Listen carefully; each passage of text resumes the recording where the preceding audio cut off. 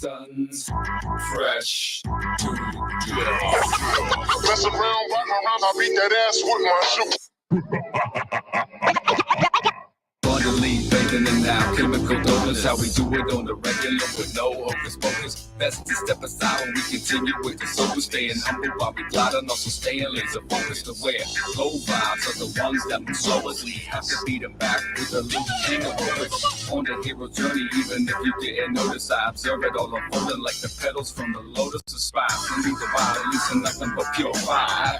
Pure design and the nurses that's real. That's the deal, the appeal away. We can still get high. The mission treatment flies and give you something to feel. So we slap this in your face that you try and chase. But our fumes leave clues that leave rockets down the place, giving you what you need.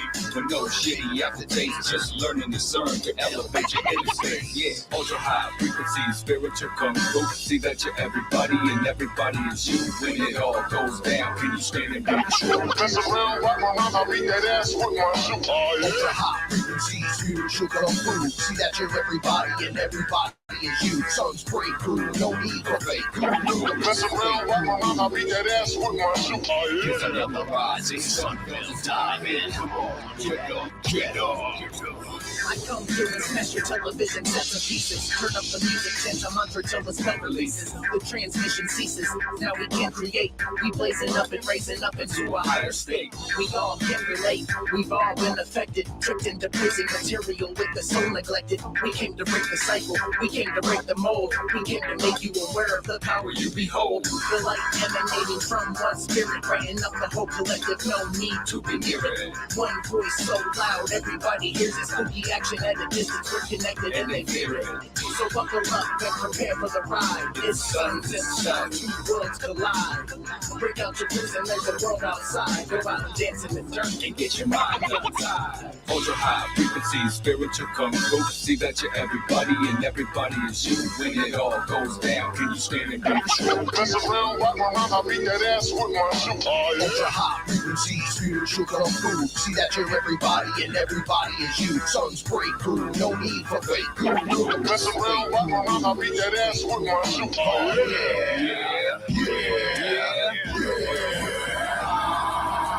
Separated timelines, collapse the skylines. Fearless tribes arrive in the nick of time to lift your mind. Now step inside. Today's lesson we learn to read in between the lines. These minds by design, mental flip. We keep our frequency high, then we buy the dip. We got that mental material, magic that manifests. Make leaps through the matrix, codename acrobats. So fuck your 9 to 5. It's dark to light. This time it's sunrise and midnight. Sons of the sun, sun veil, fresh to death. Rhymes that get you high, then continue to fly. The music, the muse, the mic, the sample. Powerful set of MCs you can't cancel. The king, the warrior, the wizard, the sage. Cycles that constantly spin till they break. Ultra high frequency, spiritual kung fu. See that you're everybody and everybody is you. When it all goes down, can you stand and be true? Mess around, rock around, I beat that ass with my shoe. Oh, yeah. Ultra high frequency, spiritual kung fu. See that you're everybody and everybody is you. Sons break through, no need for fake. Mess around, rock around, I beat that ass with my shoe. Oh, yeah. Yeah, SOS. That's right. Sons of the sun. Starfell. Fresh to death.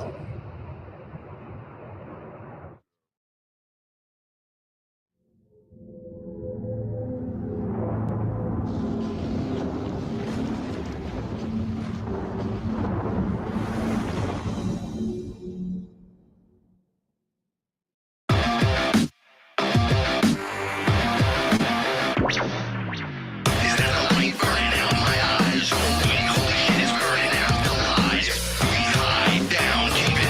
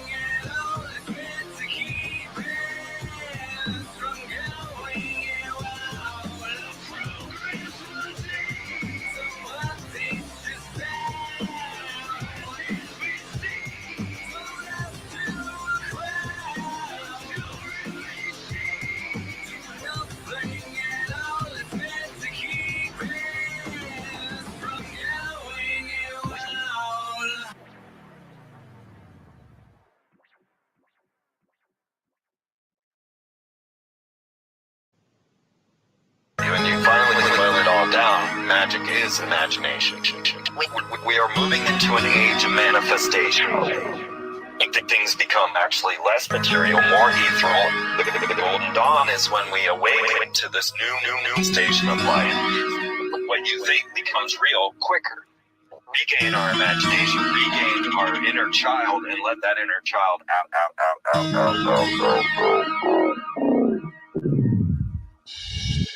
My name is Frank Castle, founding member of the music group Heist Click and New York City Neo Shaman. After a serious injury sidelined my career in 2013, I decided to set out on an adventure to search for myself with the help of the plant medicine ayahuasca. What I discovered waiting for me was something I could have never prepared for. It was time for me to become something more, someone more. It was time I became fearless.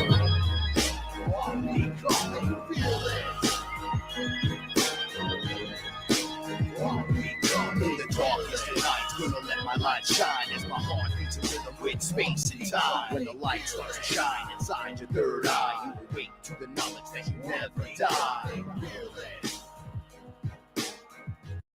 I'm becoming fearless.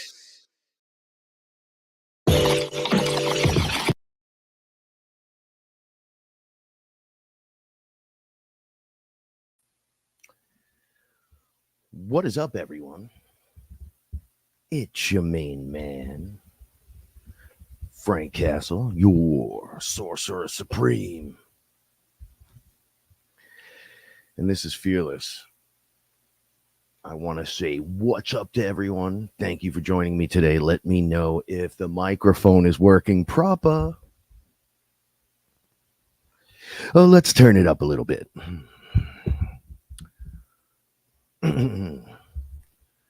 All right. Shout outs to everyone that could be here. It's a little impromptu. I don't care anymore.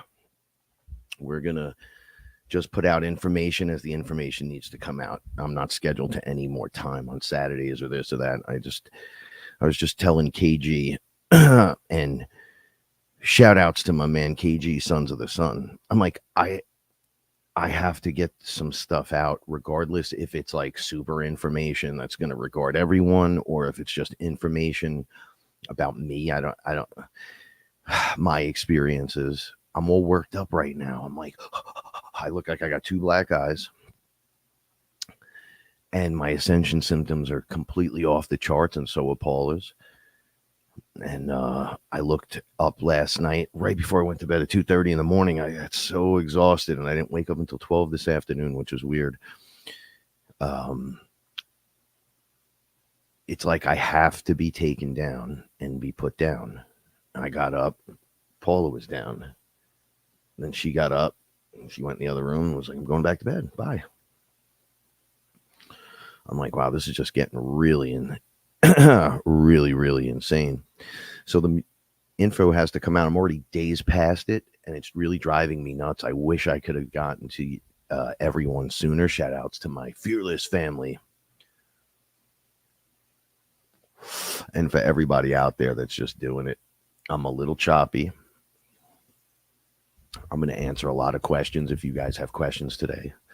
And I'm just going to go over a few things that have just been happening. So if it's happening to me, it's got to be happening to others.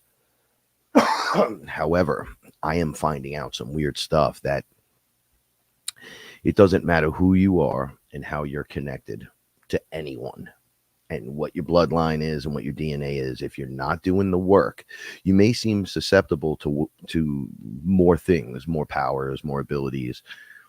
But some people are just more open than others, but you still have to do work within there. And because you have powers and abilities doesn't mean you're like free from the work or anything like that.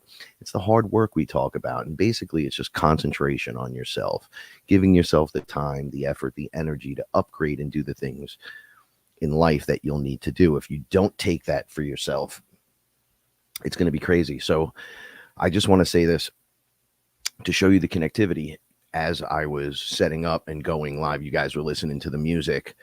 I was posting you guys saying hello on the screen, right? So right at the point of the song where it tells you in going AWOL, it's with the golden colors with that path going up the middle. It's the song right before the show intro starts. The line was about holding you down because they don't want you to get out of control. So they have to suppress you, right? And then Lexi put, I'm at my 9 to 5 listening. And I posted it as the same time the line came up. I didn't mean to do that. I'm not paying attention. I'm just like, hello, hello, hello, hello. And then I looked up and caught that and was like, ooh, like super wake up call, hitting the button. I think I hit another, touchdown today. Like I upgraded again. My awareness allowed me to catch another thing and I was aware of it. And it was really buried deep in the detail. You have to catch it. If you catch it, you catch it. It's meant there for you to see. It's always meant for you to see. You've been surrounded by this stuff the whole time. But as you see it, and then you say to yourself, whoa, that's fucking crazy. You're like, this is great. Another one will occur. So as you're doing the work and you're paying attention, right? Because it's awareness. It's all consciousness, holding it all together. You start to move through this and you dig deeper into the details, right? So more awareness in the same situation and scenario that's been there that you weren't aware of the entire time. And then you start noticing things on your way into that, right? It's like the rabbit hole you want to go down because you get to know yourself on this crazy intimate level. And all you have to do is witness it and then say, I witnessed it internally. That was crazy cool. Like, don't be like, it's crazy out of control. I can't take it. If you cry like a baby, you're going the other side. Right? But if you're like, wow, fascinating, show me more, boom, it just starts showing up again. I was having like this really weird thing right before the show was starting. Like I was forgetting the things that I want to talk about. And what I'm seeing is like a shuffling of cards. And on the first card, it's like the one thing that's important from the other day, then another card for another thing from the day after, then another thing from the thing I really want to talk about that's over here. But the important thing was to talk about the awareness that just occurred in the now moment. A new card takes play. Boom, there you go. Now check it out. And I remembered everything down the line automatically. Okay, a few things. Now, I want you to try to think about these things in your life. I had a list here. I think I talked about it the last show. I'm going to get to the questions in 1 second, Lexi. I see that you wrote something. And on the list, I threw the list out already because it's already done. So I got really excited late last night and I just ripped it down. I was like Rocky when he sees his opponent's picture on the mirror. He puts the guy's picture there. And then when he's ready and he feels like he can take the opponent, he just grabs it and crushes it and he throws it out. He's like, I don't got to look at this guy no more. I don't need to be in my opponent's head like that. He's about to get his ass beat. Right. So I threw this out, but there was 4 things on there and I wrote it like 2 years ago, almost like a year and a half ago. And I was telling KG this, Sons of the Sun. I was like, yo, that list was done out of order and was supposed to be done in another order. So there's 4 songs on it. And what we wound up doing is just completely, see, you had your list for the day or for the project and you didn't get it done in order. It had to come out in a new order. Can you do that? Can you like break away from the mental problem you're going to have with not doing it in order? No, I want this song to come out and I want it to come out on Halloween. We wanted this song to come out. It's called Upper Hand on Halloween, before Halloween. So we had like a Halloween track, something to uplift, even though it's a little bit of a deeper groove to the song, right? We wanted it to come out during this season, give you something a little high frequency to listen to that's on that, spooky kind of, October, November, fall's coming. Completely missed the date, shot right by it, but things were getting done, right? And then I think it was yesterday, I put the song up, but it's not available. You have to wait 30 days. I went through this whole friggin' thing in my head. I was like, we missed it by 30 days, but we were only a few days out of the October date that we meant to hit. We're just a little slow and behind. And I just picked the date and I seen that it was, it would have been 9-2-3-2-3. 9-10-10-2-3-2-3. 11-2-3-2-3. Sorry, I'm working the dates. in my head. I've never done this before. I've never had things like this happen unintentionally, nonstop. As you could see, that was weird. So I looked, and it was Thanksgiving. So the song was it's coming out 12 o'clock in the afternoon, Thanksgiving. Well, the night, as soon as it hits the 23rd, it'll be released, New York City time. And I was like, wow, that's great. And they're like, you grateful? I'm like, I'm so thankful. Shit. And then I hit Kevin up, and I was like, oh, it's coming out on Thanksgiving. Thankful, grateful. Like, you can't explain. It's like an open, straight channel in my higher self who's like watching me, and he's like more involved. It's right. So when I go to do something stupid, he just kind of redirects into the proper direction. And I'm already just, instead of getting confused by the red balloon or the woman in the red dress, every time it shows up in whatever scenario, I can now just pivot and get back to what matters. And it's the funniest thing. It all lines up and starts to look like magic on that level. And I'm going, in my head, all I'm saying is, I hope it's right. I hope we're doing the right thing. Kev, I know we're blasting through. We're doing our thing. Like, it's an uplifting conversation. But then I'm thinking, are people going to like it? Is this the right timing? Does timing even matter? Right? I'm a wizard. Wizard's always on time, right? A sorcerer supreme. I'm always where I need to be. However, you want other things to line up a certain way, right? I want it to come out at 111 on 111 and 1111, like, and sometimes it's like, nah, you come out on 11111103, and you're like, that kind of, so that's Thanksgiving, or reinserting things to give thankful, grateful for, right?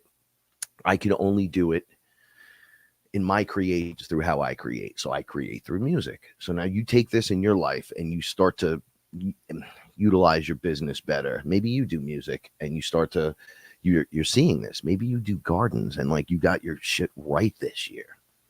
Maybe you got everything just lined up, and then right at the end, when you're like, I don't really know what to do, I'm kind of new to this. Can you plant during the winter? Like, I'm in zone New York, upper area, or Canada or something. Like, can I do this? And then you find out if you dig 6 inches down and plant your garlic now, before the frost, it'll be ready to go next year. And you're like, bro, I didn't know that. And you just look down and all the garlic sitting there, and you already have an abundance from what you just did. And then you just line it up. And you're like, we're going to try this. The bed's empty. It's ready to go. You can put some hay on it. And so all different examples. I didn't know how to cook when this show first started. I think 2 years ago, I started talking about it. I learned Paula knows how to cook. So I've been just watching her. We watch cooking shows nonstop, and then we take breaks from them. And then we cook, and we try all these. She's a master at this. I can only cook a few things, but now, I cook dinner. I never say, hey, let me cook dinner for everyone. I've never done that before, ever. I think I was a kid. My parents were getting divorced, and I had to make breakfast in the morning because my mother worked a different shift. So I had to get up, do things. She would leave certain things out for me so I could just bang them out. And she would get home as I would leave. So I'd make breakfast for me, my brother, and her. It was very simple. It was always scrambled eggs, pancakes, bacon, whatever. Breakfast stuff. Today's cereal, got up late, or oatmeal for everyone because I couldn't get out of the bathroom all the time. It was some weird shit. I was a little kid though. I was like 14. I was like 14 years old, and I had no clue back then. I wasn't raised like that to do the cooking. I was like in the Italian house. There was all the women were always cooking. There's like squads of grandmas and her sisters, and everyone was there. So they just muscle you out. So I never really got into that, but I also didn't want to expect anyone to do it for me. Paula just happens to do it, and it comes off sometimes as like, yo, I'm cooking all the time, but she don't be saying that. If she doesn't want to cook, she'll just be like, I can't cook tonight. Let's order something. Now, some point last year and a half, probably a year and a half ago, that flipped and started moving in a positive hyper direction for me learning. I don't know how many times you need to do something before you're like, oh yeah, like that one was fucking great. Like I understood time, temperature, you know, all the concepts behind whatever it is you're trying to do.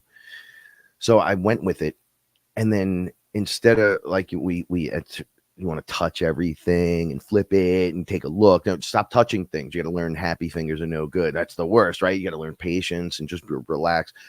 So I'm like applying all this stuff I've learned that I watch her do, but I watch like Gordon Ramsay, which I kind of stopped watching because I saw he was on the list.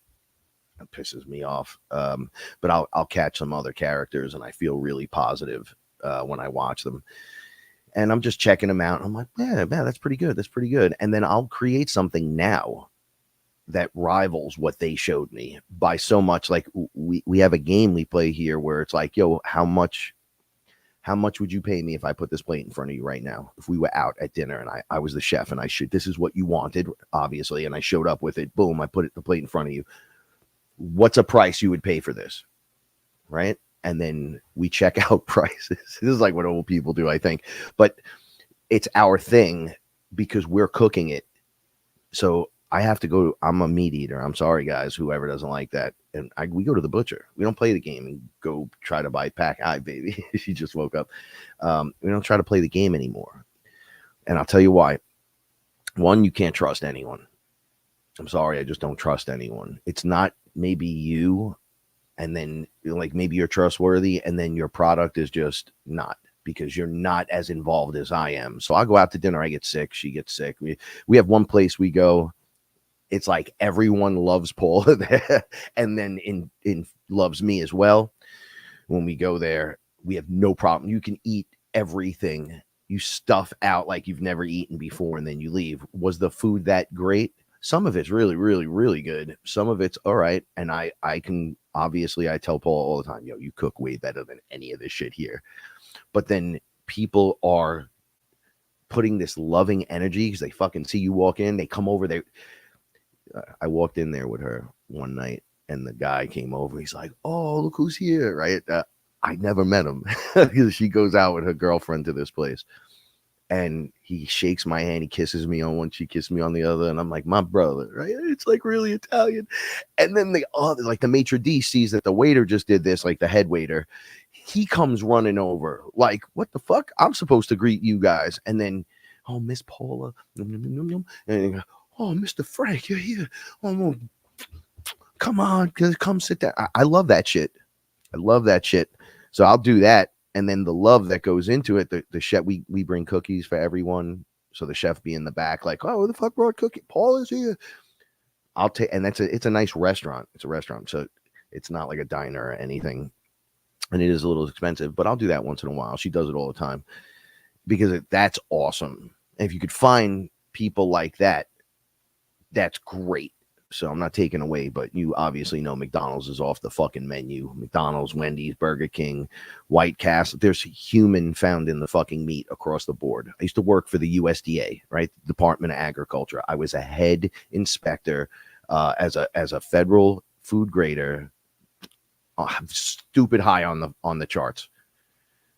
So I would say, what is a percentage? This is how I was into it. Alex Jones, way back in the day, had said a few things: chemtrails, fluoride, some other shit, stuff in the food and the water, basically. So I'm now in the food industry, deep into it, and noticing they are putting there's an agreeable amount that could be in there, and I'm like, well, what's the agreeable amounts on? This is why I didn't work in meat, and I did fresh fruits and vegetables. And they're like, well, you can have 2% this, 2% that. And I'm like, wait, you can't have any of that. None. 100% zero. And they're like, well, people lose their hand in the mixes. And I'm not work. I don't want to hear this shit. I don't want to hear it. They're like, no, you this is part of what you have to understand.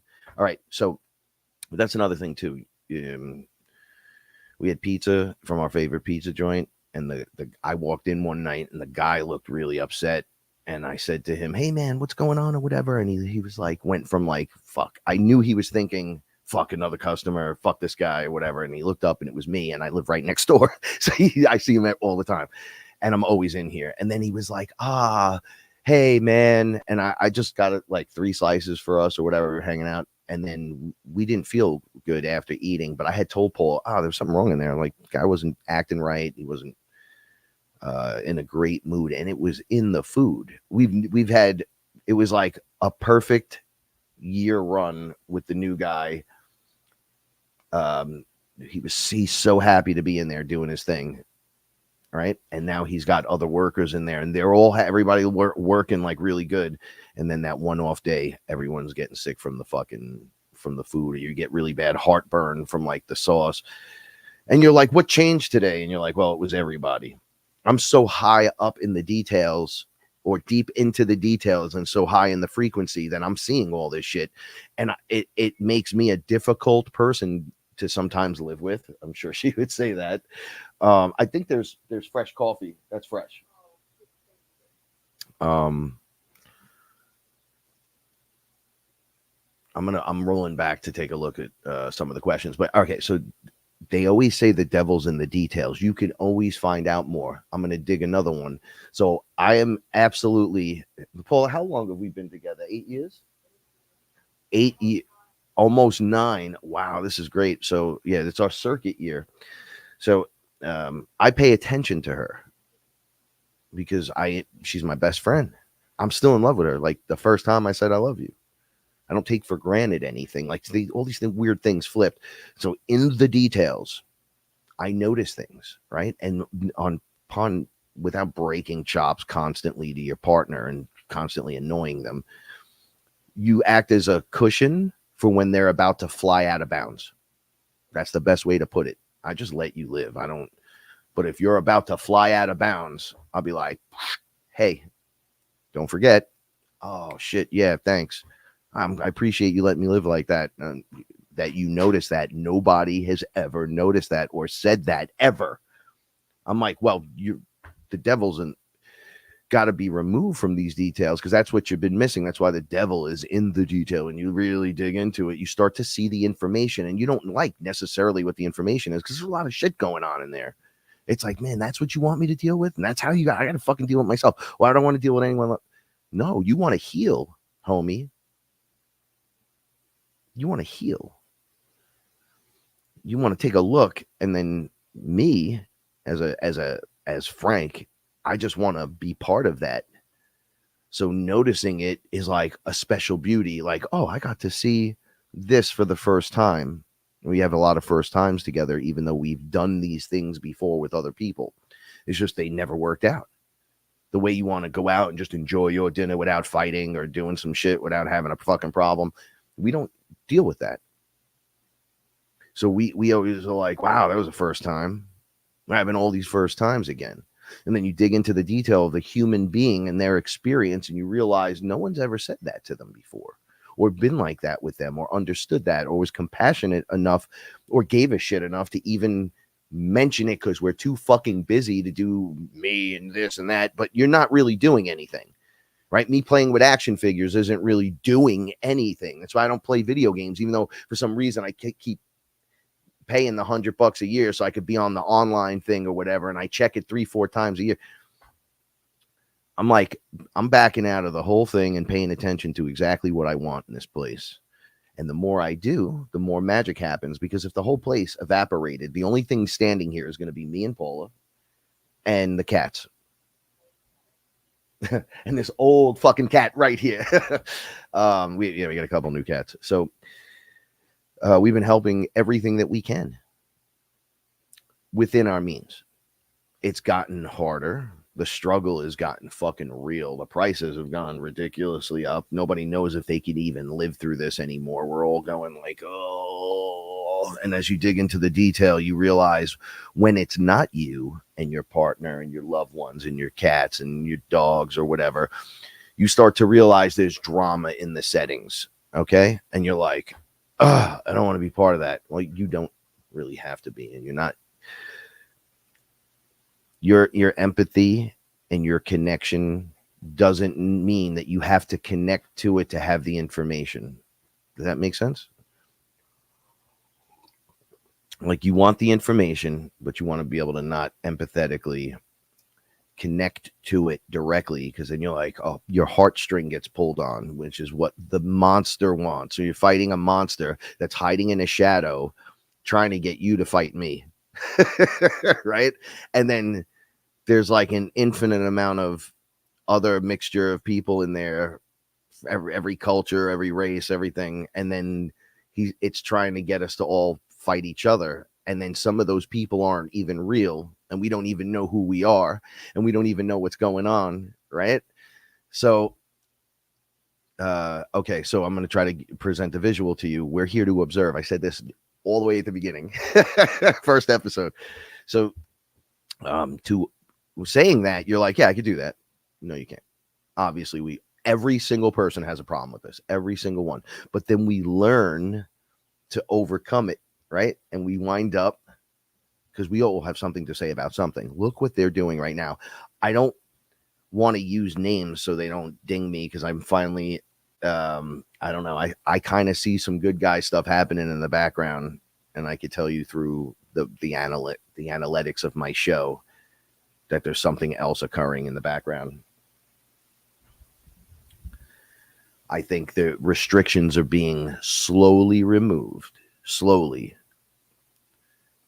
The balance is going into favor. We're actually in the last part of Libra in October. Everything's got to rebalance itself.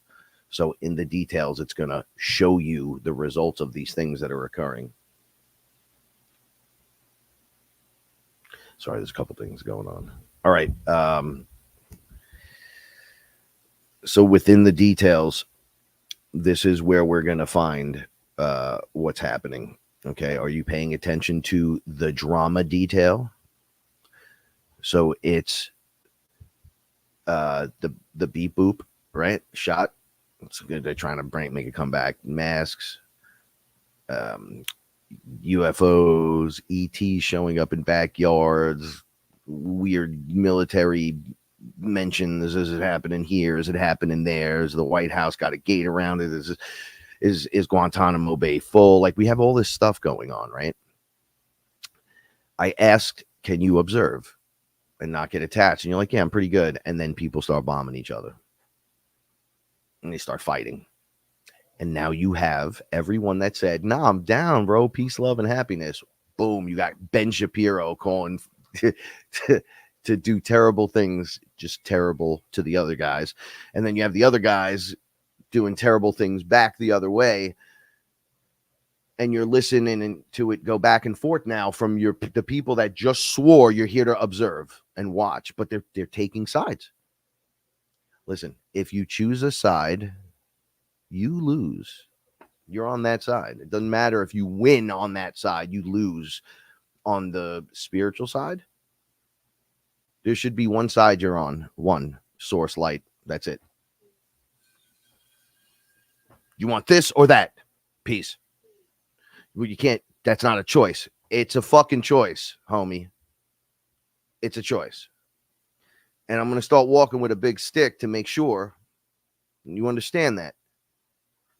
You keep it off my wave. I'm fully aware of what's going on. I'm going to vote with my dollar before it destroys itself. I'm going to prepare myself for the things that are happening around me. Right? They say God, gold, guns. You have to add Bitcoin and Ethereum at this point. I'm telling you right now, you have to. I keep saying it. Those who have not listened, I love you so much, but get $100 worth of Bitcoin. Stop being a bitch. I'm just telling you right now, you're going to explode past 90% of the planet when it flips. It's going to flip. And it's not like we've been saying it. And it hasn't worked in favor. Remember when it was at 69,000? You're going to cry to me and say, well, it went all the way down to 20. Yes, so what? I've been in since it's 800. Didn't press the button till 1200. Prior to that, it was like you work down the line in exponential zero amounts back the other way. So you could get like 1,000 for $20 back in the day, right? But it was on paper. You had to print out your code and all that. You hold on from that point all the way through to now, with the dips up high and dips down low, doesn't matter. Institutions are buying everywhere. The SEC is failing on all levels, trying to charge them with security fraud and all this. They're losing every fight. Bitcoin's the one you want. That's the one you want. That's the one that'll make you wealthy. It doesn't matter. It's at 30-something thousand. You guys should be like, it's at 30,000. We need to just buy a little bit. Remember, it splits. So you don't need a Bitcoin. If you can do that, that's great. If you can't, just having, I think it's like was it 0.26? 0.26 of a Bitcoin puts you in the 1% on the flip. Scarcity is part of Bitcoin. You can't print more of it. You can't do all this. It's like a digital asset that's like gold, but better. And it's for your future. And if you smoke cigarettes, smoke weed, drink coffee, buy frivolous shit every once in a while, and don't have $100 in Bitcoin and then complain against Bitcoin, you're a fool. I'm just letting you know now. I told this lady when PayPal first introduced, I said, PayPal's not going to let you take your crypto off PayPal. But I noticed she was using a lot of cab services like Uber and all that other shit. So she was paying through PayPal. That was like her account. So I said, yo, they have a crypto thing. When it first bopped in, I said, yo, put 100 in crypto on there and just use it starting in I guess later on when it starts making more money. I said, use that for your Uber money. And she's like, what do you mean? I go, well, that's going to exponentially go up. And what they'll do is because PayPal tries to get in on your shit. So, but they will, in her scenario, this would be fantastic because that 100 will exponentially go up, right? So a few years later, that could be $1,000, $2,000. Prices can't stay this high. The system's going to crash. You're going to have digital gold sitting there. And if you need to go anywhere because you don't want to buy a car, you don't want to learn how to drive, they'll just pick you up because you'll have a ton of cash. And what they'll do is PayPal will turn it into whatever payment system and flip it over because they want to hold the Bitcoin. You're a holder on their stuff over there. But if you're traveling with Ubers all the time and doing all kinds of PayPal stuff and that's your thing, there's a lot of people in the city here, man. And this girl had no clue what Bitcoin was. She threw 100 in there, and I'm so proud of her. She's like, yo, I've watched this thing move up and down. I go, right? It's always more than 100, right? So that you had put in. And she was like, yeah. I'm like, see what I'm talking about? And it didn't do anything yet. Institutions are keeping it low because they're buying giant chunks, and then they do this one sell-off, and they just give it to another bunch of addresses that are theirs. See, this game doesn't play out with Bitcoin. Bitcoin saves you from them being able to play that weirdo game because some of it gets released to the market and the market eats it immediately. And the market's not always them because there's people like me that's like, yo, I got $100. I'm going to put it in. Because if you have 100 in, 99% have zero. Do you understand how that works? You ever collected anything in your life worth anything and watched it go up in value? This is like a consciousness that's safe inside the blockchain of life that you're allowed to use and you will be able to use to share with more than just the human race in the future. You have to have some kind of stuff that barters and the energetic trade. We can't just stand there until we can just create something and hand it off, manifest it right out of the air. There still has to be a system of this, right? And then as you get up into 5D and all that, it just kind of goes away. That's where the manifestation's happening, so you don't need that. But we're on a train and it's going in two directions at some point. You're going to get those that aren't ready and those that are ready. And the train's going to leave the station and we're going to ride against each other. So it looks like we're all here. Everyone's here. We're all here. It's in the details. Remember, this is the whole point of the whole thing. So we're looking into it and we're like, oh, look, everyone's here. And then someone's not there. They went up to the front of the car or the back of the car, another area of the lunch car, the smoking cart. They're doing their own thing now over there. So you're not readily seeing them. You know, the trains are riding and everything's cool.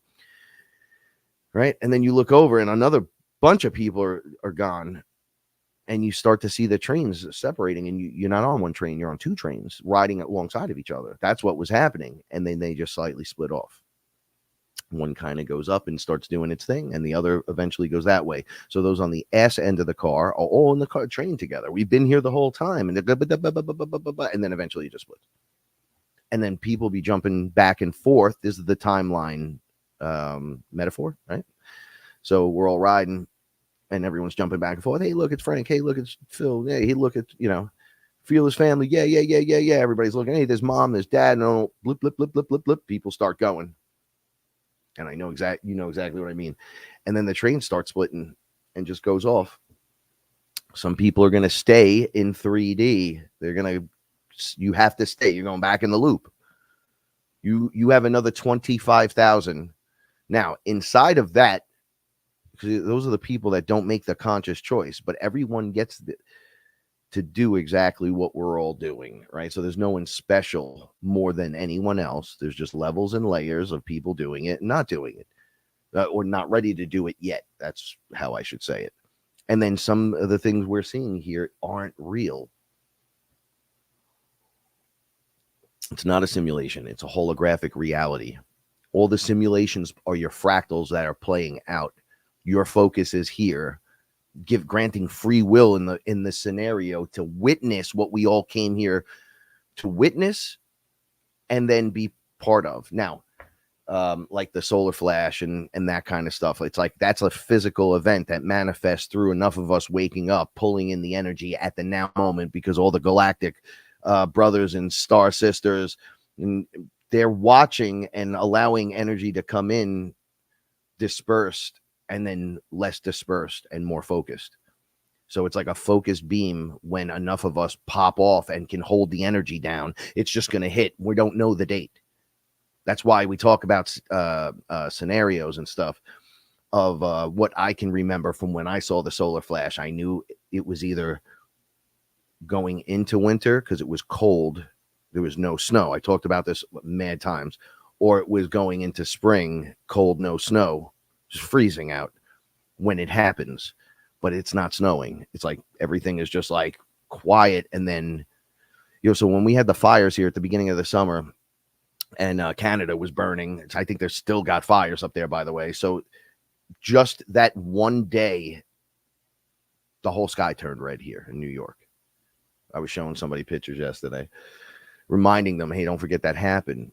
I thought the solar flash went off because that's what it looks like. It didn't look deadly, aerial, phenomenal here, but it had a red tinge like we were on Mars. And I said, oh, it looks like that, but it's not that. This is red, orange. The solar flash comes through pink energy. It's literally, what are you doing in there? It's literally looks exactly like source energy, consciousness, right? It's the white light, but you're the only thing here. This is like, Me and Nick Zervos were in my house sitting here, and we go under, and he's like, yo, there's no one here but us. And I said, well, not in the whole world. And when I went under, it hit me. And then I looked up, and it was just these swirling pink energies in the room. Nothing else was real. And those pink energies were holding everything up. So when I would look up at the TV area, like, what is that? My pink energy, which is my consciousness, would expand across the room, look back at me, and be like, yeah. And I'm like, well, are you talking to me? And it's like, well, it's you. And then his was there doing that, and we were looking at each other. So it was like almost like these magic swirling energies, right? Every time I've seen that kind of stuff, it's when an avatar of an energy steps forward. Kali, Shiva, Ganesha, they come out of energy. The blue energy, the dark purple energy, the blackness of Satan, all that shit. They come out of that. The avatar, the guy or girl that will speak on behalf of the energy. When they come out of it and they're like, hello, it's swirling around them like a genie sometimes. Well, you do that too. Those are just elements of the energy. Right? There's some crazy stuff going on here. And we're learning this, and we're tuning into it on the highest levels. So we want to back out on all the other levels that no longer suit us in any way, shape, or form. We need to get rid of them 100%. So I just back out of them. Now, once again, go back to the observer. I know there's a lot of information. I'm just, I had no idea I was going to go into all this. It just feels like I'm kind of channeling it straight in. Hey, love, would you like this? Here you go, baby. You're welcome. Okay, so that was, I waited for you. I didn't know if you were going to get up or not. Okay, so can you observe? Now it's football season. Can you observe? Well, I'm a Jet fan. You're already out. You failed. I'm observing. I'm just watching it. Well, I want to get involved, bro. It's my team. You see the play that guy made. All right, how far are you going to go into that? Was it an amazing catch? It was amazing. I loved it. That's it.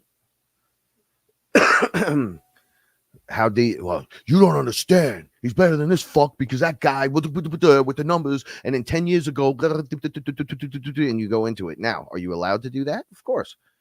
But you know how people don't understand the difference between doing that and then having some spirit and then thinking that that is spirit, right? Because it's the spirit of the team of getting involved. No, you're in too deep because you don't know you're in too deep and you're not aware of the spirit end on the other end, but you have team spirit. Like, we make no sense in this world. It becomes like one of these really harsh, weirdo realities when the people around us are like, bro, like, okay, so somebody really close to me said something really fucked up. And then I told Paula, like, all right, I was like, I love you. I was like, Paula was listening to me talk to this person. I can't say who it is. And then I go, I hope you have an amazing day. It was great talking to you, and I'll catch you soon. We'll make some plans to hang out. And I'm like, right at the end of the conversation, because they couldn't take the mental any further, said all these people on this side need to go, and they need to just do it already. And I'm like, dude, there's like children and women and men that have nothing to do with anything you're talking about. Well, it needs to happen. Hands up, don't shoot. I got no problem with whatever it is you said, just because you're allowed to say what you want. However, I cannot join in that kind of stuff. All right, so it shows you, no matter how deep down the rabbit hole you go, there is something to draw you in so deep. Right now, most of the distractions don't involve you. If you really think about it, they're there to distract you. So you're like, of course, they're there. It's for me to be distracted. You back out of it and you'll realize it's not for you. That's all I'm saying. Science yourself in the scenario. If you're having a problem with the spirit end of it, science it. My brother called me. I don't know if I talked about this the last time. He said to me, I no longer believe that you're crazy. Not that I did, but I can prove to you that you're correct with numbers. And I went, oh, he's having a spiritual awakening. And then he starts screaming about how much action figures cost compared to and what I discussed with him years ago. I'm like, Rob, you were in the heist. You were literally in the group. Like, we wrote the songs together. And it's all coming true now, 100% coming true. So I was like, somehow we knew back then. And he's like, no, but I could show you in the supermarket. See, he needed to see it in a solid number. And he's like, this doesn't make sense. You know, they told me. I said, who told you? Everything from the politics down, Frank. This is how he talks. Everything from the politics down. Told me. It's up 7%. Maybe a high of 14.7. He went to the supermarket. This is my point. That's why he said he agreed with me. And he goes, okay, so I was paying $2.99 for this a month ago. It's $9.99 now. So it's up hundreds of percent. Who's doing the math? I said, correct. They want to starve us to death. They want us to fucking lose all our money. They don't want us to be able to fucking have time to think about anything. Correct. It's not like I was telling you the whole time. You fucking wrote the songs with me. Like we're so in the movie this was the download I got last night. I was screaming because my boy said some stupid shit in front of me, and then I try to insert some wisdom, and he was fucking mad rude. He was completely douche rude. You okay? Yeah, I like walking stuff out again. Yeah. In the movie I love watching that because I always threaten to beat the clown to death. It's great. I always like I'll punch that thing right in its face because that doesn't, none of that demon stuff scares me. But I love to see like what they're trying to show. Well, in the first movie, the kids are all it's terrifying, right? So they're going through their little thing, but on the other end, the movie opens and nobody remembers what happened from the first movie, and everybody's grown up. So my download is my friend was giving me shit. He wouldn't believe a word I said. Like I'm almost 50 years old. I literally am doing and living exactly as I'm supposed to. But you're having a hard time, and he's going through the exact same thing as me from the beginning. So it's your turn. I noticed people going through their things. And when I brought it up, I said, you should check into this because I had that problem. Literally, I'm 10 years. I'm still fighting the system with everything and my injury and everything. And he goes, He starts talking about something else. And then he starts talking about They Live. So now he's like, I saw it for the first time. I never saw that. I'm like, wait, we grew up together, bro. You never saw that? Roddy Piper? And he goes, nah. He goes, God, that fight scene in that movie, it's way too long. And now I'm getting a massive download as I'm talking to him because my higher self's like, don't fight with your friend. Right? I was going to scream right at him. What the fuck is wrong with you? I would never lie to you, ever. I've never lied to you. You're my best friend ever. What the fuck is wrong with you? No, I'm not allowed to say that. He tells me about the fight scene, and me and Paula are just looking at him. So I go, a great metaphor for the fight scene. It takes so long because the guy wouldn't fucking put the glasses on. It was his best friend. He looks right at me. He's like, what? I go, it's a metaphor for how fucking thick-skulled best friends could be. And he was just staring at me. And I'm like, okay. So they fought mad long, frustrating, beat up, is the greatest example of all time towards a person. My dude, I would never lie to you. It's not like I'm asking you to smoke crack. I'm not asking you to believe in me that way. I'm asking you to look. That's it. And wow, people are fucking dicks. They don't want to do it. And then finally they fucking put it on. He's like, and then the two of them become like fucking Batman and Robin. Get the fuck out. Riggs and Murtaugh, the original. They're like, bro, we got to stop this. Man, you beat the shit out of me. All you had to do was put the glass on. I literally had a box of the fucking glasses. Well, no, that's nonsense now. There's no thank you. There's nothing. Like, he was just staring at me. He's a fucking very intelligent guy. More intelligent than most people I've ever met. But with that intelligence, sometimes it lacks. I said, I'm just asking you to look. You got a bag of shrooms at your house. You have the ability to do this. Just look. I would never steer you wrong. It was like when my mother disrespects me without disrespecting me. She's like, Frank's talking his thing again. No. I'm just asking you to look. Okay. Enough of that. Back out. Are you still just observing? I'm going to give you some prime. All right. Hold time. My guides are like, another example. I go into the pizzeria, right? And so I think the last few days, the ascension symptoms have been so intense. The sun's been doing something. I'm going to get to the questions eventually. I'm going to scroll to the beginning of the show and I'll look.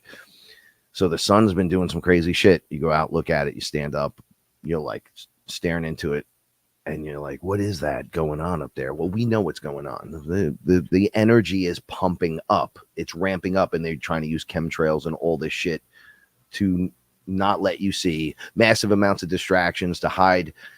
So it's like the politics going on, and you're getting the truth coming out, and then the politics are giving you fake, and the news is giving you fake, and it's all distractions and nonsense and details. That's nonsensical. It's nonsensical. When you back out and you look, you go, oh, here's the truth right here. We were just looking at it the whole time, but you get lost inside all these details.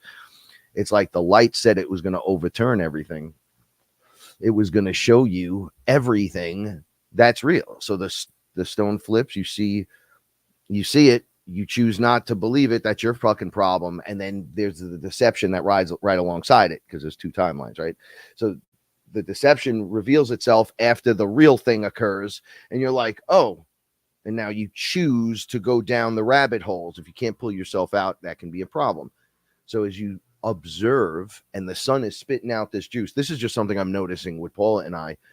The ascension symptoms were so fucking bad, I thought I was going to die. I literally thought I was going to die. I'm shaking, and we're not going to talk about it yet. It was bad. It was fucking bad. And then I have to go eat. I'm like, I don't think we should cook tonight. I'm going to the pizzeria. They're at least 99% reliable. I'll go in there. And I saw the guy that used to live right upstairs, right? While I was in the pizzeria. Now, I feel like I just came out of a cocoon into something more. Colors started to, like, the TV colors are looking blurrier, no matter how high definition you're showing it to me in. Something is off with that, but outside, everything's fine. Everything I think that's real is fine. I think that's what's happening. The matrix is the overlay. I keep saying this over and over. It's not a simulation. It's an overlay causing a fucking phony simulation within the free will spectrum to get you to choose to do the fucking thing for the villain. What? Okay, so that shit's removing, and you're starting to see more real color, more real things. The things that are projecting the idea that it has of the real color, the real thing, isn't no longer appropriate for your eyes. Thus, so it shows up like a little more, just a little, it looks dead, not dead, but like on its way to dying, like a gray variant of itself almost. It's like, oh, it's like they almost got it correct.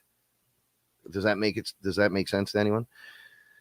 So all that shit's falling around. So now I'm standing with this dude, and I got a really bad chill that came up me before he said, yo, Frank, right? So I'm like, and I turned around, I looked at him. I didn't know what I was looking at. It was the weirdest feeling I've had in a long time. I was like looking at him, and then he's like, yo, now he don't live around here no more, right? So I'm like, you guys picking something up or something? He's like, oh yeah, we decided to stop the pizzeria. We love this pizzeria, whatever. I'm like, dude, where you live, there's like 7 or 8 great fucking places. He goes, nah, I know the guy in here forever. So I go, okay, what happened to your face? And he's like, I just had surgery. They removed this giant thing out of my chin, my face. I go, oh man. So I was like really compassionate. I felt drawn to be like, oh man. So I was like sending love into his face. Okay. So unaware of anything, he's very overweight. Didn't have cancer coming out of the surgery. I'm like, that's the greatest thing in the world. And the first thing he does is run over, and he grabs a Pepsi like this, like the 1 liter. And he's like, oh, my favorite. Oh, yeah. So he got all this food from the pizzeria and then got the Pepsi. I'm like, man, you don't want to do that. So I felt why I saw the timeline he was in. I saw it. I was so out of resonance with him, and I was like fading. He's like, hey, as you leave, don't forget to say, I was telling Paul, it was the weirdest feeling. It felt like I was Marty McFly. I've been using this example when his family's leaving the photo, right? I saw that with him. He was leaving my photo. I was like, how did you? But where my higher self was like, oh, you're seeing that. And I'm like freaking out in the fucking pizzeria. So I go outside and I see his wife. I tap on the window. I love these people. So I was like, they're very nice people. So I'm like, hey, much love to you. Yeah, it's crazy at my place. They're still drilling and doing stuff upstairs. It's, but they're nice people and whatever. I don't dig into the drama. And right away, she's like, oh, yeah, but, and right into the drama. And I felt, tasted, and was completely like, it's like if we were on stage and you played a tune that was out of tune in the middle of the song, and I was like, that's what it felt like, and all around me, but it was coming from there. So she was there, and I was like, and then she was sitting, and the inside the car looked dark. It was gangster. It was nighttime. So she was like, hey, what's up? So I felt it go back in because I was like, nah, I'm outside. You ain't. I will never let you do that to me ever again. Right? The energy vampire, drag me into the hole, make me have to agree. Yeah, fucking blow them all up. You'll never hear me say this. Violence is not the answer, but it is an answer. Just keep that in mind in this world. Until we get out into other positions, just keep that in mind. You got to be safe. Why? You're observing. Observers get to watch protected. This is getting to my point. You're digging into the rabbit hole every single time. So I'm showing you examples. So I send love to her, and it was like that resonant frequency that people give off that will surround you, like try to like put a bubble around you. And oh yeah, could you tell me information? Maybe no. I just was like, boom, boom, boom, boom, boom, back the other way, back to you. Hey, love you. Have a great night. Bye. I'll tell Paula you said hi. Or I'll tell you send love. Bye. And walked off, and it felt like they disappeared. We shared love, conversation, compassion, and I moved on. They had, in their details, drama. Let's just call it drama.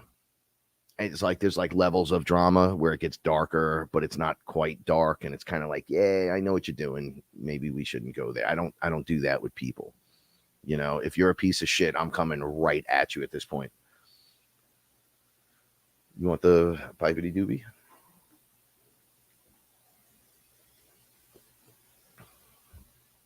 All right. So thank you everybody for these are examples to help you, but I'm seeing it. So there's people out here that are listening right now that have better abilities than me. My ability started with being able to see up and down in density and frequency. Eventually, it's just what we can do. I don't know what it's called when you have like awareness where if somebody's looking at me from like another dimension and they're peeking in, I see them. I gotta pay attention though. But sometimes I just feel it. And if I tell you, I've said this on the show before. It's almost like a Looney Tunes cartoon, right? Where you break the fourth wall. Like I'm busy doing this with you, right? And I look over and I see holes with different ETs looking in at me now. Because I'm like, what are you doing? If no one's influencing, then it's all good. They're like, dude, this is the greatest show on earth. So I pull the curtain back and there's just crowds watching, fucking crowds. And the joke that Paula and I have when we take showers, it gets real intense. Like you're in the fucking shower with you. I'm like, I see like full third eye, see you standing right there. And at times they'll make stuff move. They'll interfere with things, just to not interfere, but they'll like show you they're right there. And that like, look, you're not just seeing me here like this, but it's alive. Like you feel it. Like when Shiva stands next to me, even though he's always with me, when I focus on him, it's like, damn, it's him. It never not feels like that. But as I get stronger, I feel like him. And that's kind of what his energy does, right? It makes you want to be more like it because it's how the sacred masculine is supposed to act, right? And then you activate your Ganesh, right? So then you're like, you learn how to ground, you dance, you understand, you gain wealth, wisdom, and abundance within yourself. And then you meet the other side, Kali, right? The dancer of destruction. We talked about this ongoing. She just destroys the old, and some people just hold on to old shit. You got to let go of the fucking story. You're not what you were last week, right? So all of this starts to zoom out. And as you get out of the details and you release all of it, you're still fully aware. People think like, what do you mean I got to lose it? No, you keep it, but you keep it over here, right? It's like in your bubble instead of in you. You don't want anything in you. Well, you know what I mean.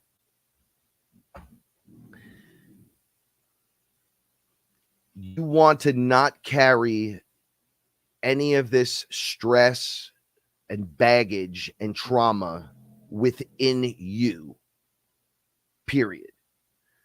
However, you will gain wisdom, experience, and understanding, and a common sense about, and a super understanding, like a deeper level understanding, where there'll be like a forgiveness and not forget, but you forgive, but you have full understanding. But you're no longer here hurting me. You're over there, and I could view you. I could view it, and I could view it from your side and be like, oh, yeah, so you're just a fucking meathead. So that's how that happened. Or I was being a dick to you over there. Like you get a bigger understanding of the whole scenario. Right? So deeper meanings and understandings as you back out of everything they put on the planet right now to distract you. Everyone's picking fucking sides. And this guy picked Pepsi and then he disappeared down the timeline from me. I was like, yo, I ran into the house with my pizza. Pizza was really good that night, by the way. Like really fucking good. And I was telling Paula, so I think we're passing through a layer. And I always talked about the fearless family as having the heads up on the incoming so we could ride the wave, not get crashed by it. And when you cocoon, that's not you getting hit by the wave. That's you riding in your cocoon, even though it feels like, oh, everything's falling apart. It's like I'm liquefying. I don't even know what's happening to me. So my ascension symptoms as of Thursday of last week, it felt like I was sick the whole week. All the cats, everybody had a cold. But I had massive allergies, not a cold. We've already had ivermectin, antibiotics in us. It wasn't that. What we noticed after a few days in last week, it was we were out in the sun. Now, Paula could take a lot more than I can. And she's out there doing things all morning. I've been up all night. I'm getting 4 hours of clip sleep, losing my fucking mind half the time, trying to put out music and do things, talking to Kevin. Like I'm trying to be normal inside of everything and feel normal, but I've been down. It's like, but I always say, if you go up like 5 steps and you fall down 3, you're still up 2. What's wrong with you? Get up. Man, I started getting messages when I got out in the sun. I went out in the sun on the 3rd day, like, dude, what the fuck? I'm sick. Is this sickness? Because it don't feel like it. Why does it go away at 6 o'clock at night, every night? Like, I was losing my fucking shit. Source, you got to hear me out. I'm not barking at you, but bro, we got to talk right fucking now while I'm standing in the grass, bringing ayahuasca. Mother ayahuasca, please, I need you, my higher self. I need source. That's it. I don't want to hear a fucking word from nothing. Okay, are we connected? You hear them. You're paying attention. They'll just all go, yeah, what's up? Right? They're listening. They're right there. You're aware. Why is this happening to all of us? What's going on here? And they're like, take a look up at the sun. I'm like, I've been staring at this. Oh, shit. What's happening? So we're not sick. He goes, this is what Source told me. You're traveling through I jumped right to it too. Wormhole, not a portal at this point. It's like it'd be like an area where the energy kicks up and you have to cross this barrier to get into the next frequency. So he kept showing me a wormhole. He's like, step in it from your apartment. Come on, your whole family, we're all going. And I'm like, oh, we're leaving everything? He's like, what are you attached to? What do you want to bring? You want to bring an action figure, Frank? Pick up the fucking cat and let's go. And I'm like, oh, all right. I didn't mean that. I don't know what the fuck is going on. I step into it, and then it's like hyperspace, just like when you smoke DMT, except I'm standing in it this time, and you could stand on it. Like you don't fall through it. You go into this tunnel, and it's like swirling energy. I'm like, man, this looks just like hyperspace. This is what we were trying to explain before Doctor Strange even came out, when he was flying through hyperspace. What did you put mushrooms in my tea? My brother said to me, oh, you just watched Doctor Strange and said that. I go, when did Doctor Strange come out, dickface? And he goes, oh, a couple weeks ago. I go, okay, how long have I been talking about this? How long? It's been years. At that point, it was like 5-6 years. And he was like, oh, I didn't think about that. I go, right, you classified me pretty quick, buddy. No, you didn't think about it. I go, you didn't know they were all put on the LSD to figure out how to make it look real. I was like, you got to get with the program a little. You can't look into the part of the detail, pick a team, go and sit with that fucking team and never look further into it. Oh, it's frustrating, but this is how it goes, right? You back out. This is what starts happening. Okay, so I'm walking through the tunnel, and then you got to walk. I go, this is like, how did I explain it? I walked like from here to the pizzeria is like a quarter of a block, right? Or a half block, quarter. I'll say quarter. So a New York block is pretty big, but if you break it up, you'd be like, oh, so it's right over there. That's how we would describe it to people around. And you go up there, it's a quarter block away. It's a half a block up. It's 75% up the block, right? So I walk through this with everyone. I'm standing out in the yard. I'm looking at the sun. And then, boop, I'm out on the other side. All symptoms gone. What just happened? Well, you walk through the wormhole. You made it through the other side. I go, where the fuck is everyone else? They go, no, it's an individual thing. You got to do it individually. You do it collectively, but individually. Does that make sense? Some of you are in different levels. You're not all at the same level. And the groupthink is going into war, as you can see. Who backed out? This is why there's so few on the other side sometimes. Like when they say, oh, the 5D jump. Like the first round comes and it's thousands of people. Then another flash over the course of time. It's not one thing. It's like, woof, it just gets bigger. Right? So it's like turning up the volume on the music, except it's new music. And then the old music just fades away. And now you're listening to a new song. It's like when the DJ mixes the songs and then the next song that comes in. Hold on. The first song has been playing for a long time and it's a great song, but we're done, right? You're like, bro, it's a party. Like it's a game. It's a function. You have to change the fucking song. So the DJ mixes it and it'll be like dun dun dun dun dun dun dun dun boom boom boom boom boom boom boom boom.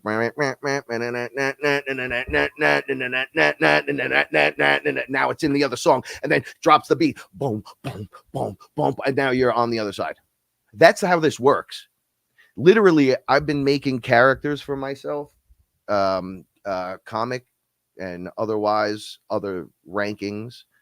And this is like powers I've given to characters in myself.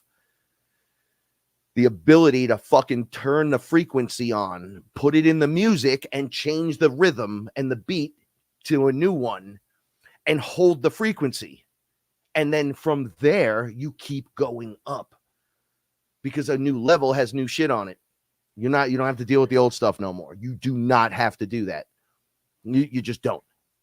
You don't have to listen to the same song. You could be like, yo, that song was cool, but I'm over that shit. It was good 20 years ago. I'm out.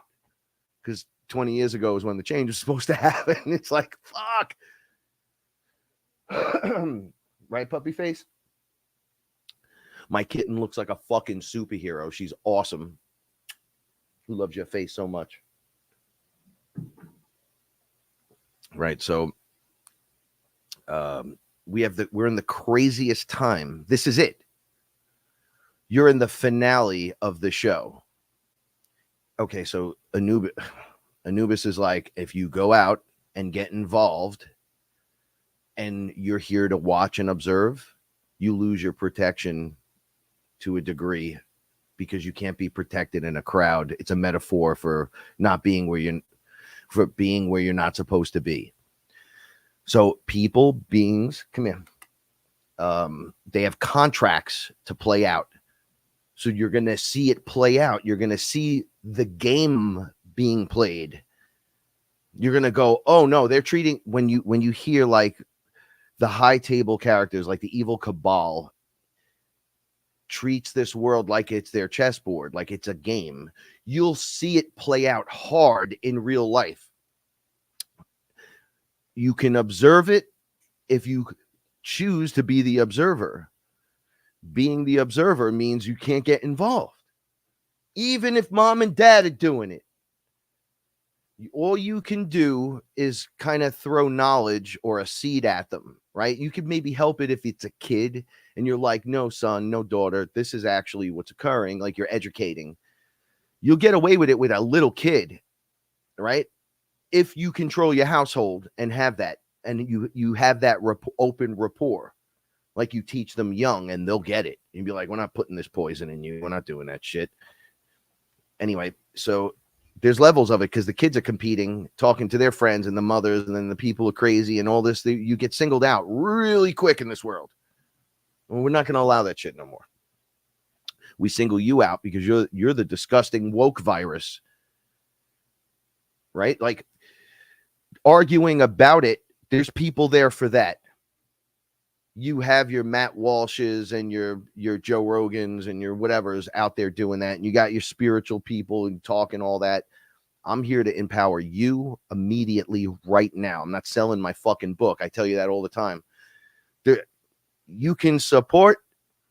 That's awesome. I'm here to tell you what's going on through my story because I'm just exactly like you. I'm just a dude. I'm a guy who's in love with a girl. We live in a 1-bedroom on the lower level deck in the Bronx in a 3-bed and we're fucking holding down the ley line here, and we have been for 8 years now. Okay, we went through meeting each other, going through the beginning parts of the magic where it's like removing your own demon and that kind of shit, and then putting in the hard work, ayahuasca, all kinds of weird stuff, but then healing our trauma together and giving ourselves that space. Like this fucking place was a madhouse. Then immediately bringing people in and start helping them, and demons appearing, and now it's like Ghostbusters. Then it's like The Exorcist. Then it's like the fucking Power Rangers. What the fuck? It's like the Care Bears. What are the doozers doing here? Well, it's all real.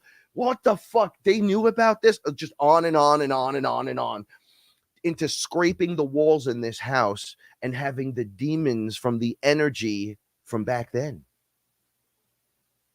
coming out, being trapped in the walls. They talk about this stuff all the time. I'm like, well, why is everything happening? They're like, well, you're on the hero's journey.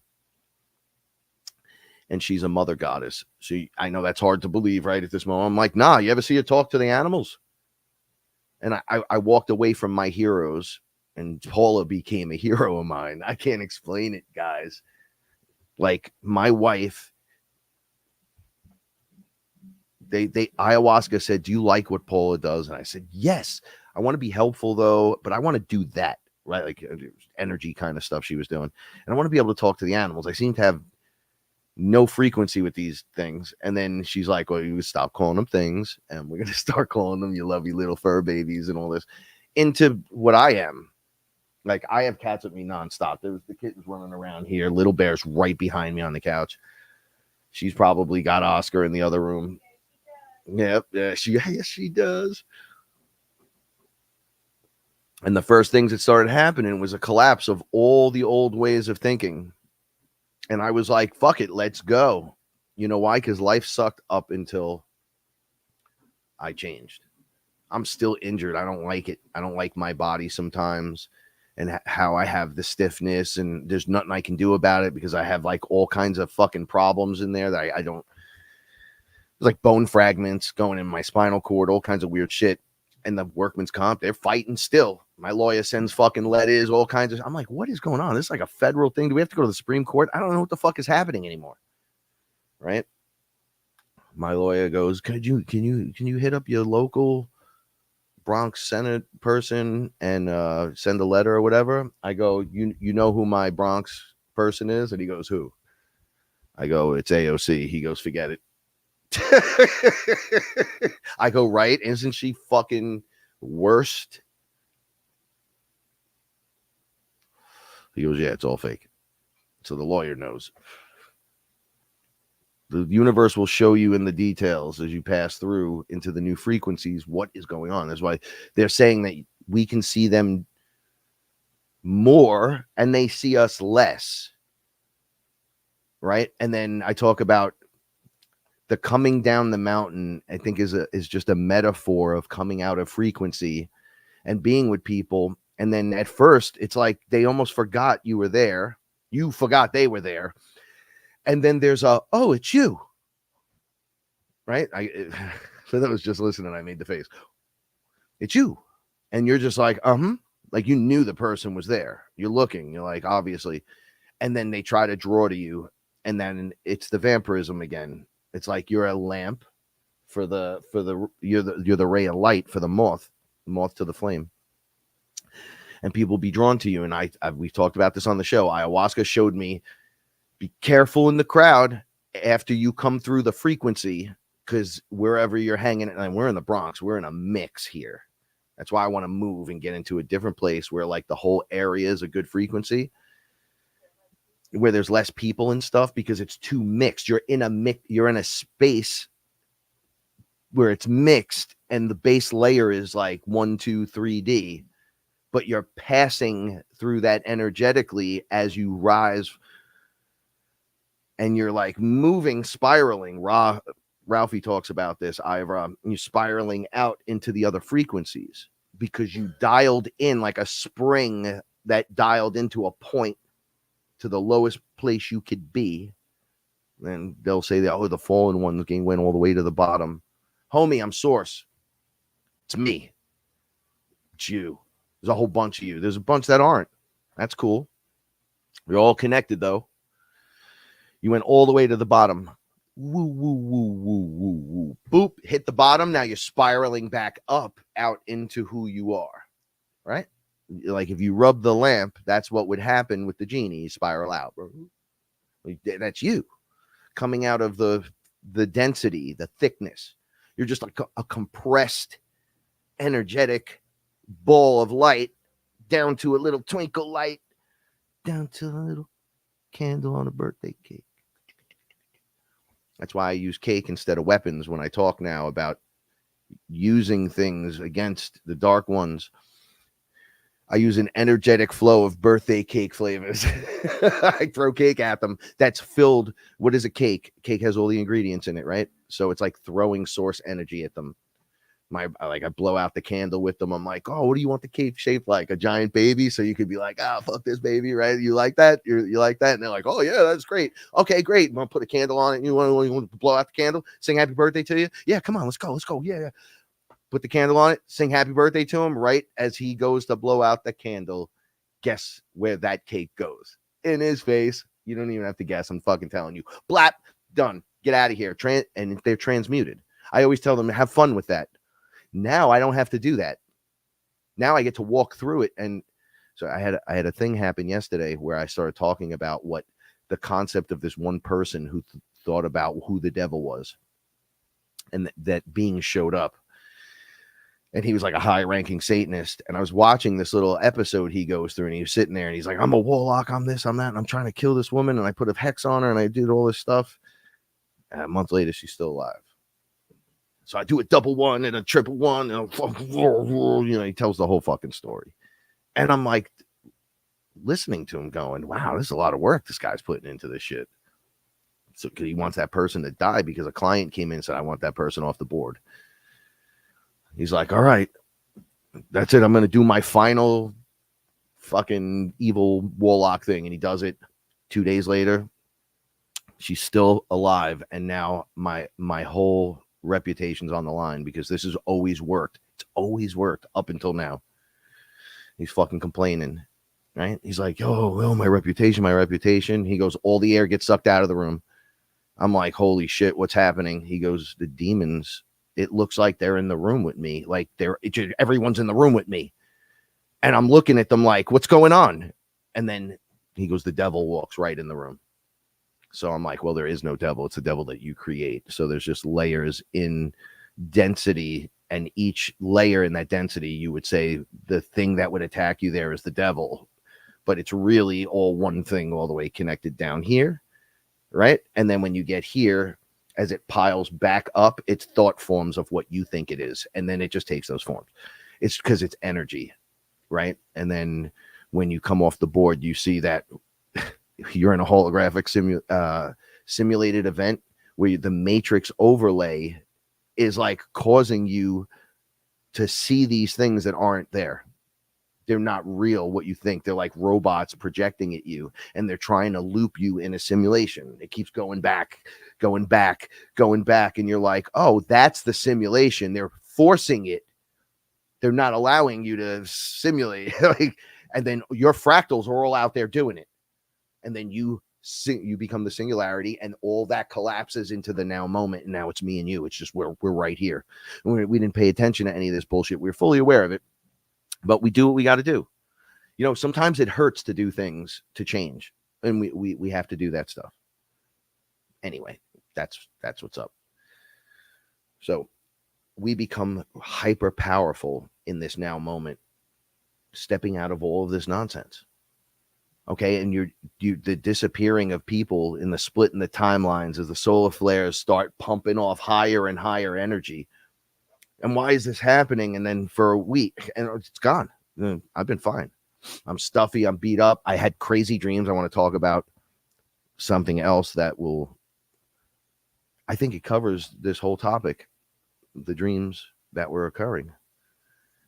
But I'm going to just roll back a second and say thank you to everyone that's here and see if I could get in some questions. I did an hour, 30 minutes of just going off.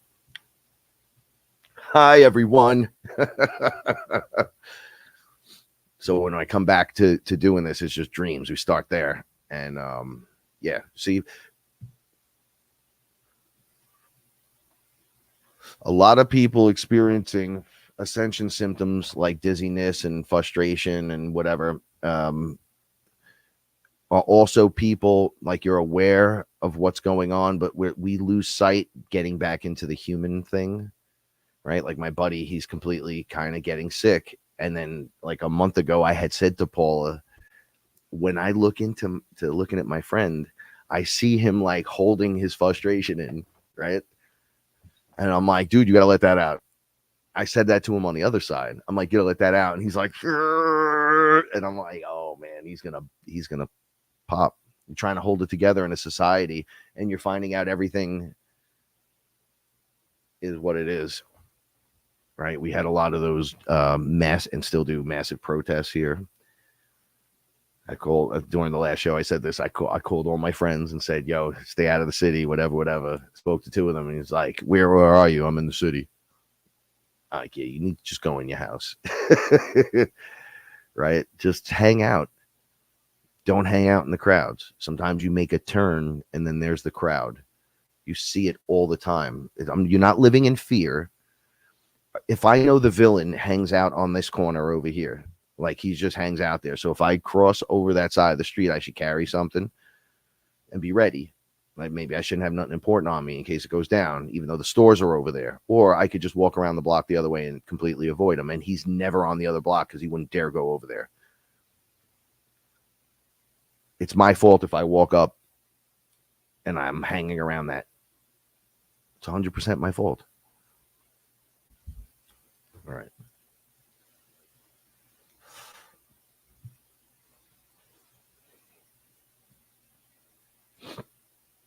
Excuse me. First time watch. Yo, I listen, greetings and very nice to meet you. I hope you're still watching right now. I am. For anyone that's new, this is about my story and how to make my story collectively help your story. Like, so you can not be afraid of it and you can tell your story and be part of the whole thing. You're not crazy. There's a whole lifetime of stuff. I'm sure people that don't use psychedelics and stuff can talk about. This is what I was going to get into as well. Like the psychedelic, there's a lot of people that don't use it. And I haven't been heavily using it at all. I've been using them, not heavily. I went heavy the last time, and then I had to do a show and talk to everyone because too many things are lining up now. They were like, you got to get back into play. Right. So I hope that you enjoy, because I'm very open, honest. I curse. I smoke weed. I drink coffee. I jam. I make music, and I will call it out where I see it. Right. I'm not trying to overburden people with do this, do that, do this. I'm just giving examples because what I go through is on a complete another level. Right. What we've done here in this home is a complete. It's like from a 1-bedroom apartment. They contracted to save that area, just the whole area. It's like when I ask, where's my fucking backup? They're like, well, we're standing right here. I go, well, where's the rest of people like me? They're like, there's you. There's Paula. You'll be fine. I'm like, dude, we're in the Bronx. There's like a fucking billion people over here. What are you, nuts? And it's everyone. It's every culture. They're like, well, you are playing the game on hard, Frank. I come from dimension 15, density 15. I'm not even from this place. It's source energy and the fucking dude that glows. That's you, right? Fearless? I'm like, yeah, dude, it's just a lot. I get it, though. See, we get so far past what we did in the very beginning, and we forget sometimes how intense we really are. Let's see. How can we tell the difference? Hi, Lexi. By the way, I love you so much. How can we tell the difference between ascension symptoms and electronic warfare? Yeah, I know. Me too. No matter how much I purge, I have to purge again. And they say, we'll just keep purging. That's what they told me. I go, but I feel... All right. So, yeah, definitely changes need to be made. And I don't know. You're located up in the middle of nowhere. I thought you wandered up into the mountain. You should be okay from the electronic stuff. I get bombarded with it. There's like a 5G thing across the street. Right? We have buildings with those right on the side of the building where people like sleep. There's like those giant packs with the antennas that you would see on a 5D. And there's fucking cameras everywhere here now. They're fucking everywhere, bro. Every couple of blocks. There's like a setup, right? There's like a camera and a speed camera with a speed check. You know, I get the fuck out of this place. So I'm going to tell you, I believe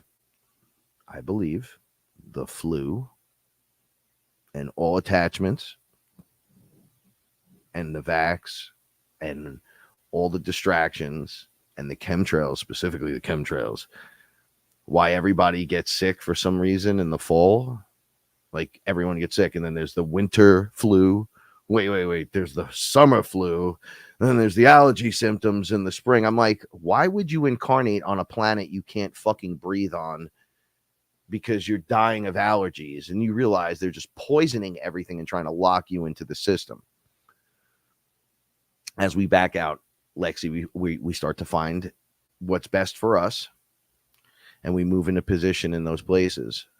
I too feel like shit. I have a massive injury though, so it's really weird for me. So I don't know what it's like to not be without an injury. So moving through this with no pain medication, that's why I smoke weed. She's not on anything, and she she doesn't even have a shoulder and an ankle. Like when people like are like, oh, I'm like, dude, I don't know what it's like to be normal for 10 years. I have no clue. I'm stiff like Batman because I have 5 bulging discs that won't go away with all kinds of pinched nerves and shit, no matter what I do. I get with bone fragments going everywhere. And because the fucking higher ups are fighting about it, I can't get fucking fixed. Nobody will accept it because there's like a little war going on between politics and shit. Fuck them. Fuck this whole fucking place, right? Well, how do you do that? You just you ascend. You do what you were meant to do. Now, when ascension symptoms get heavy, like what happened to me the other day,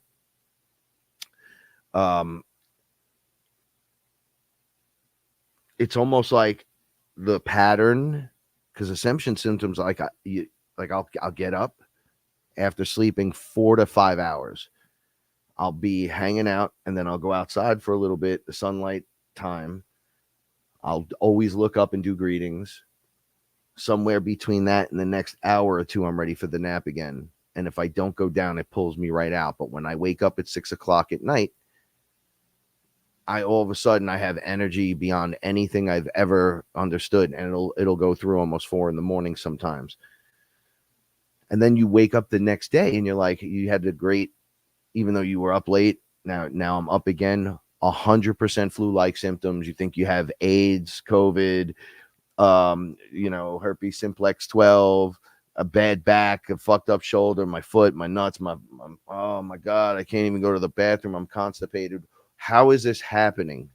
Like, I think I threw up, and then when I was done, I started crying, and then I blew my nose, and it shot out my eyes, and my ears popped, and then I had to go run to the bathroom. I'm like shaking. No, I have 6 coats on, 4 pairs of pants, 2 pairs of socks. It's only 60 degrees out here. I lay down and wake up, and I'm soaked in sweat. I take everything off. I'm 100% okay. Next day, lighter symptoms. But I'm definitely going to hit that nap. 4th day. I don't know if I really need a nap today. Make some more coffee. All of a sudden, you move through the moment. And you're like, all of a sudden I got energy again. Right? These patterns that repeat and function, this is trying to show you the solar patterns through your ascension. Okay, so now knowing, the villains know that, the guys against us know that, electronic warfare knows that, the AI knows that we're getting ascension. So then they chemtrail, they turn up the juice on devices, or they do what they have to do to convince you it's a sickness.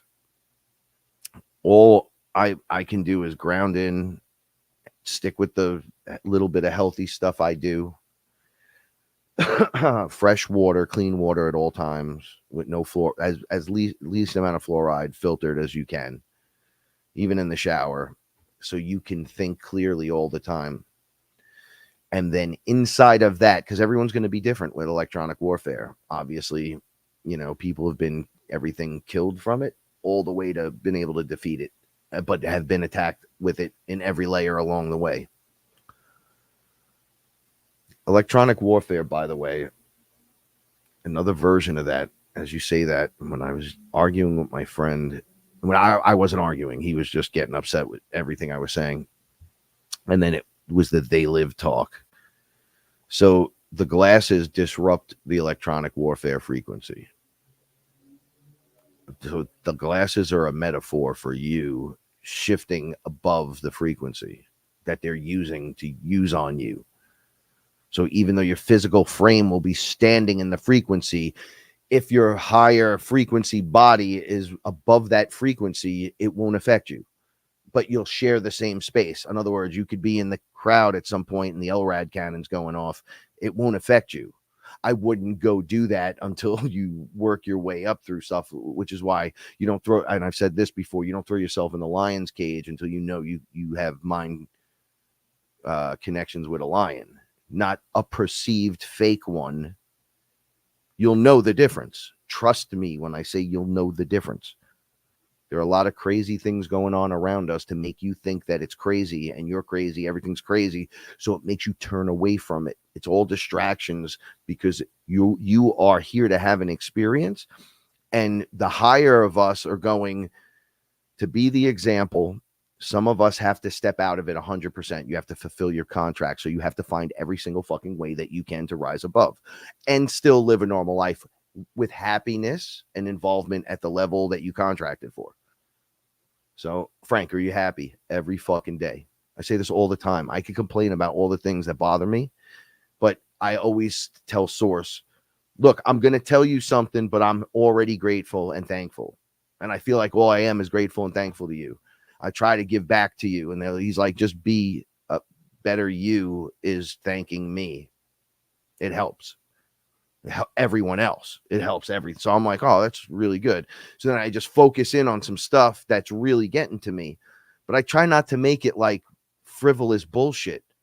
You know, I was around the goddesses once and Lakshmi says to me, you never ask for anything, Frank. I go, what? They're like, you don't really ask for anything. You don't like pray for anything.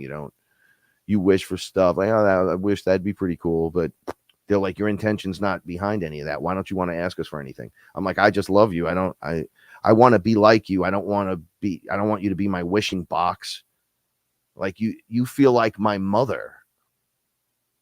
Like, I don't want to come to mom with fucking problems all the time. I want to be able to just see my mother. Does this make sense? Like, I just want to fucking hang out with people and have a good fucking time. It doesn't. Why is it always got to be? How about white that doesn't stain? And they're like, what? How about ear hair never happens to anyone ever again? And they're like, why would you say that? I'm like, okay, nose hairs do. Why would you say that? I'm like, because I'm already happy.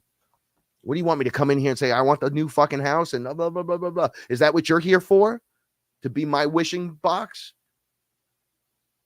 Or are you mother energy and I'm supposed to learn how to be awesome like you? See, we're looking at this differently, everyone.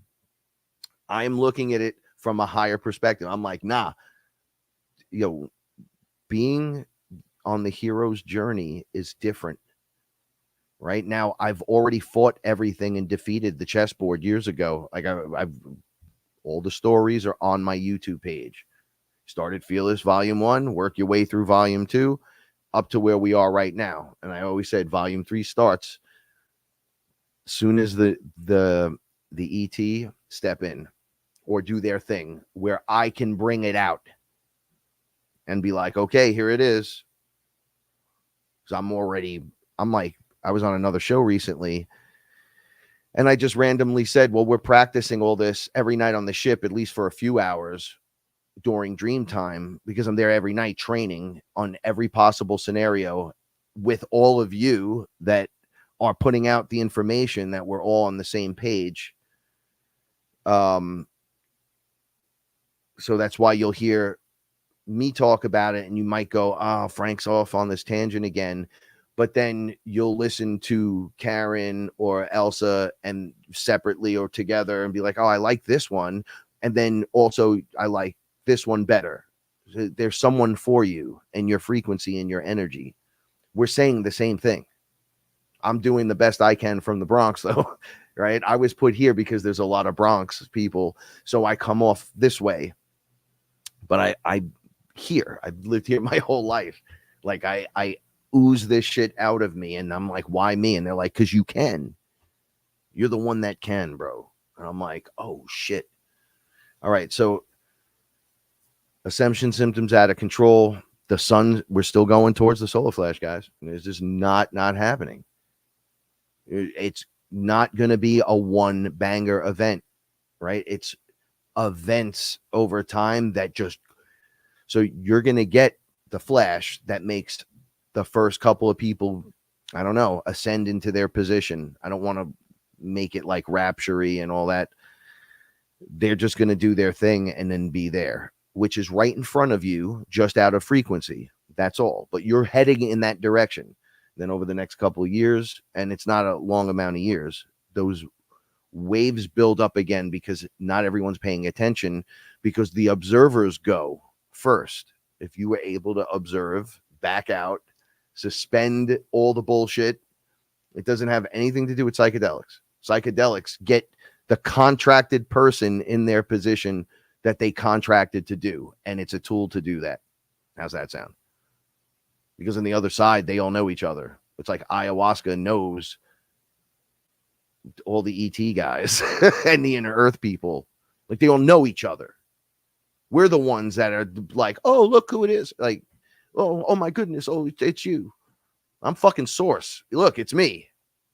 I've arrived. This is important, everyone, because we have the flesh suits. So we're responsible in this realm.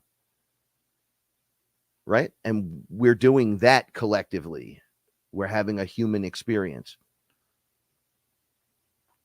Your flesh and DNA is meant to unlock your flesh like an advanced supercomputer, AI, organic, raw system that you control.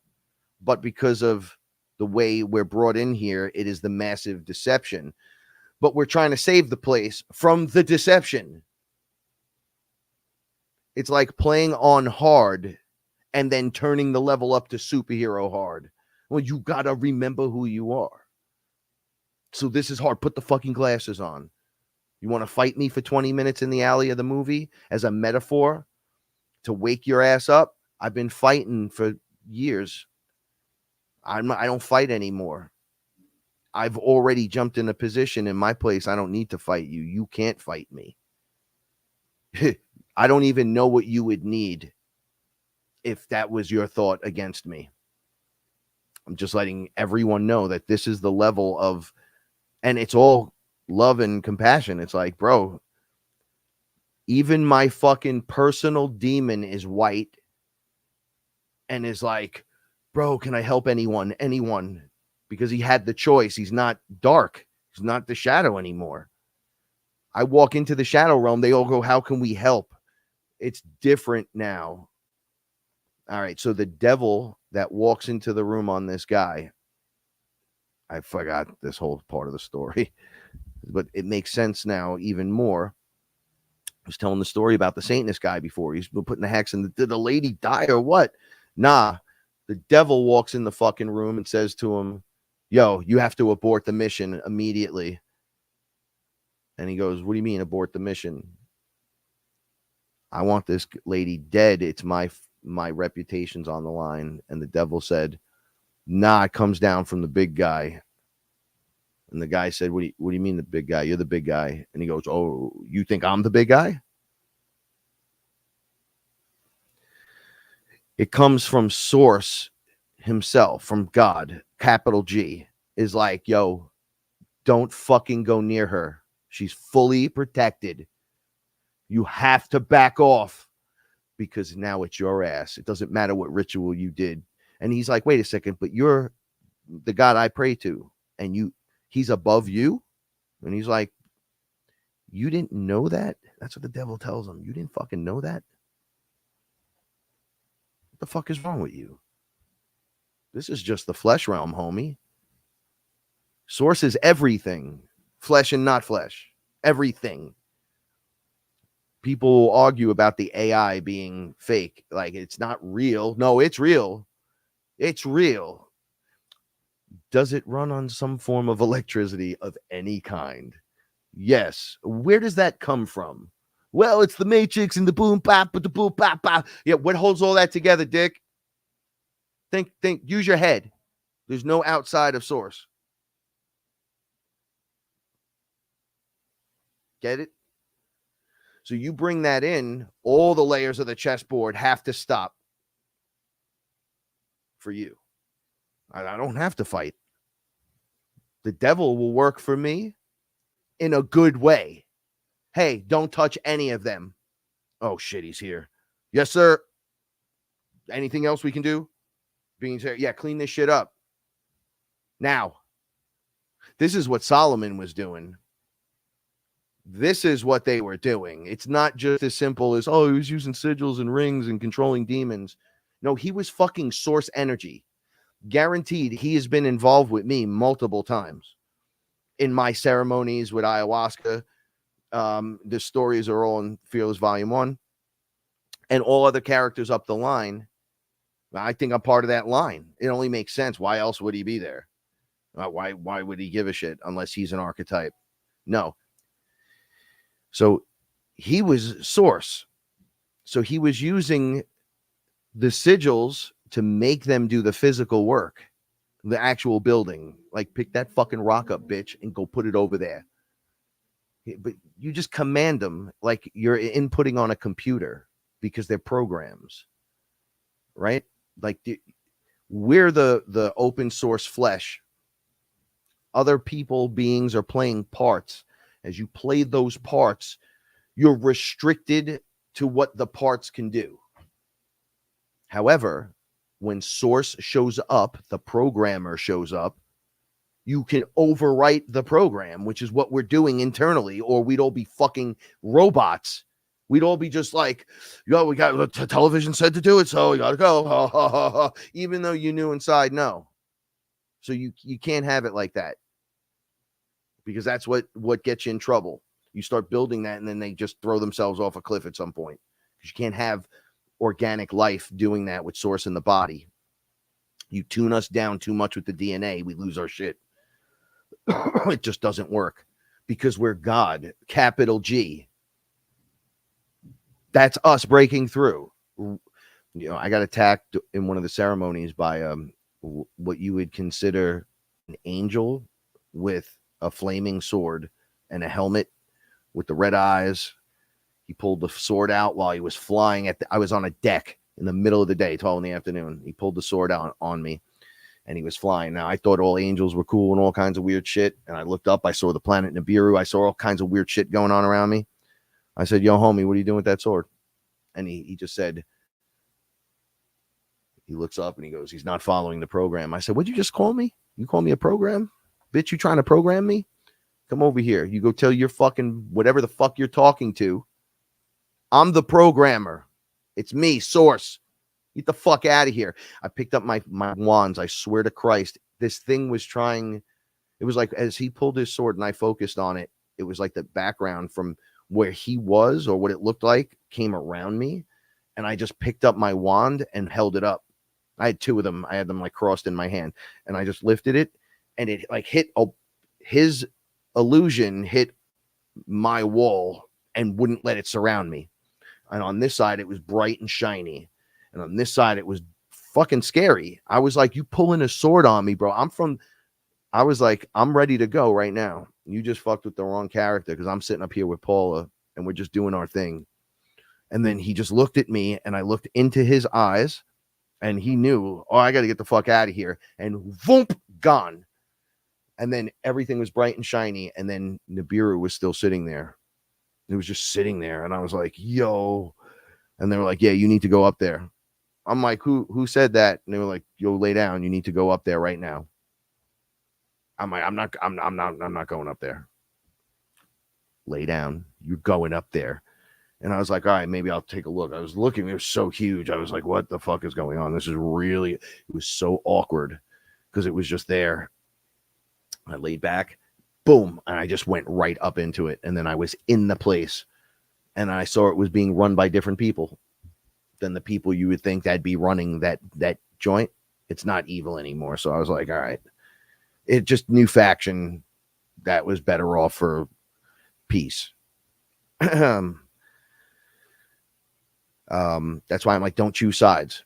You're in judgment when you do that shit, and it gets really fucking crazy. Really crazy.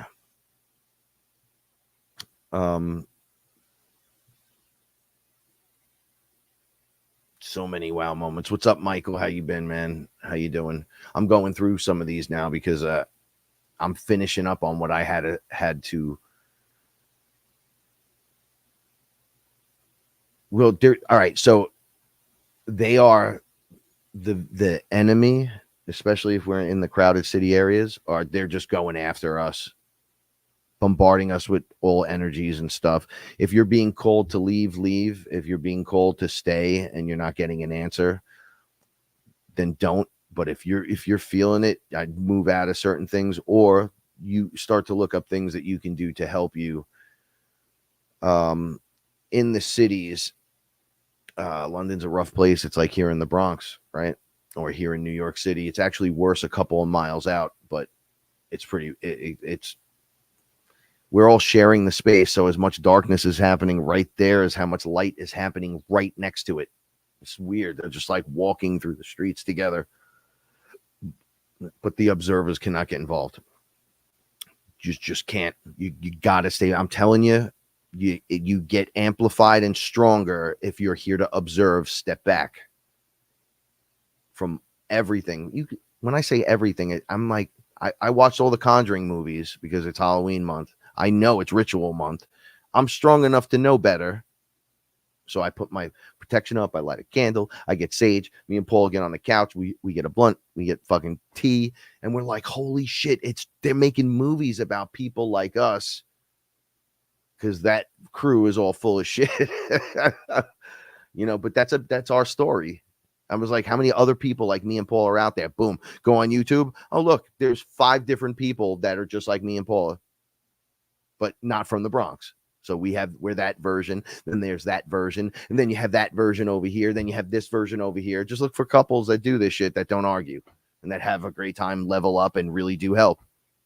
The message is in the frequency. Go right ahead. London's rough. You got to talk to Angela Miller. She'll get you on track. She's from London. And I think she's in Mexico right now. Or she's traveling around the U.S. dropping shit off. I talked about her a lot in the last episode because she's the strongest. Bringing energy like that and education.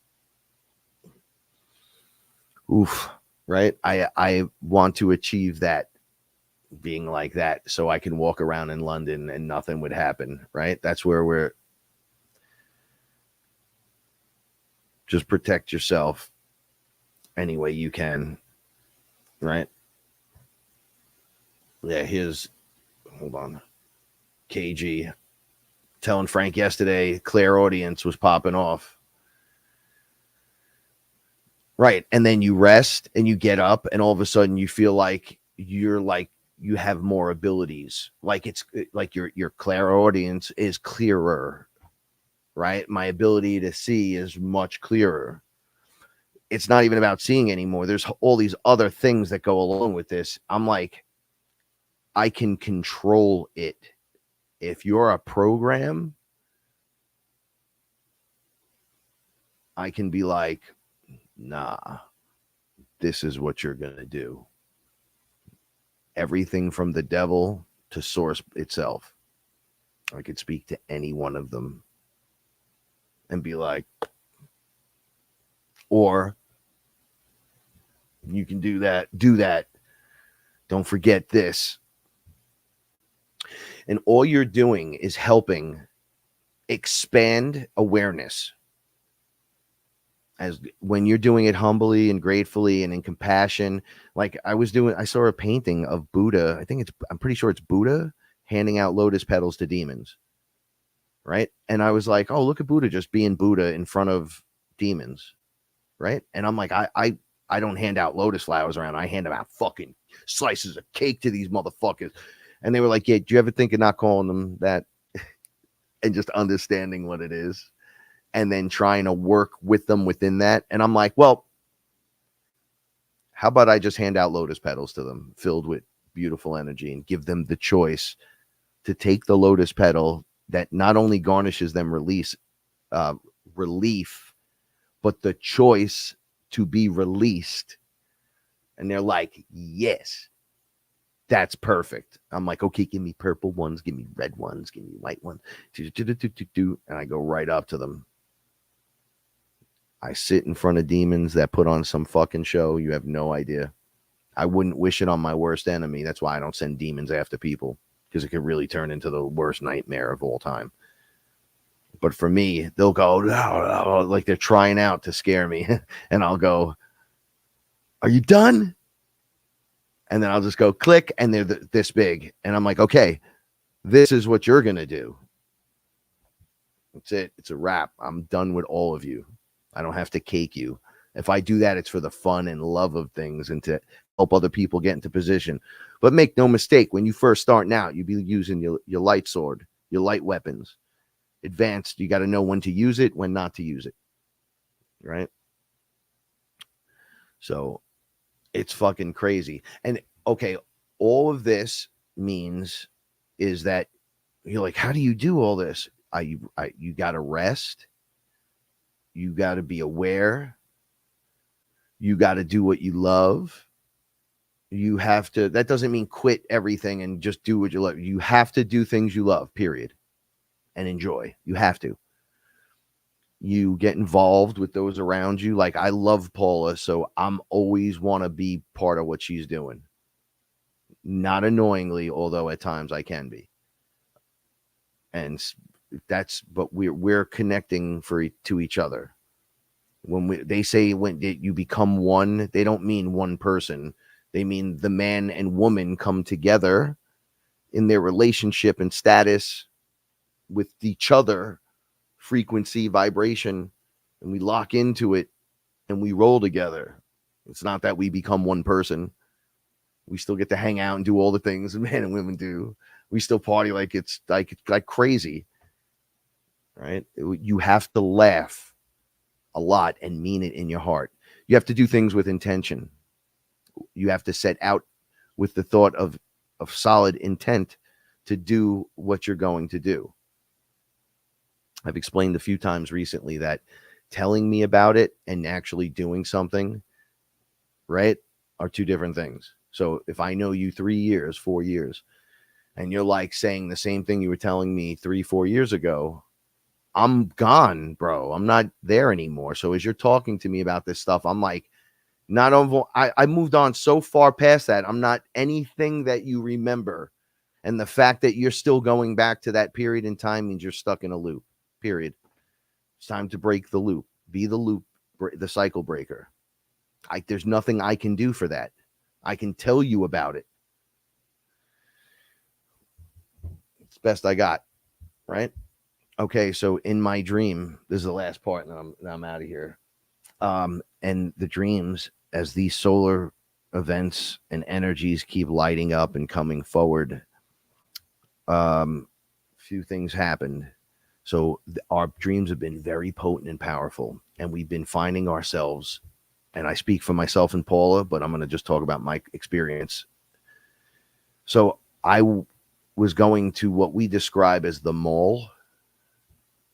It's like an area where people mix, and it's almost like there's homes and dorms, but it's also a mall, and it's indoor, and there's like landing strips for things as freaky as UFOs and space Nazis and different kinds of beings, like a airport, like a ET port.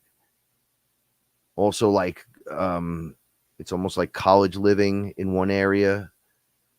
And I've talked about being on this like hill looking at the place and trying to describe it. There's like a road in. It's massive.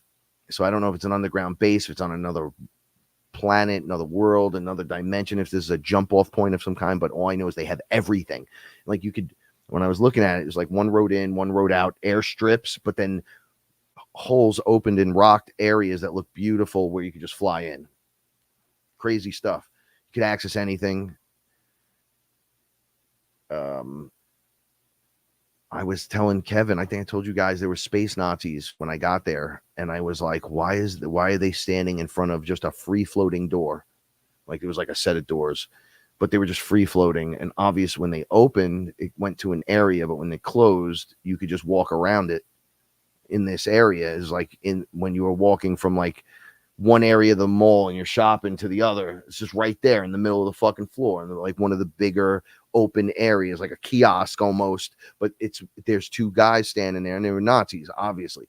I walked by, maybe I got a little too close, and the guy pulled his gun on me. He said, "Give me your papers." I said, grabbed his gun, and I was like, "What the fuck did you say to me? I will fuck you up." Like I lost my shit. I go, space Nazis, how did this happen? And the guys that I was with jumped in, and we were like pushing them against the wall, and people just came over. They're like, back it up, back it up.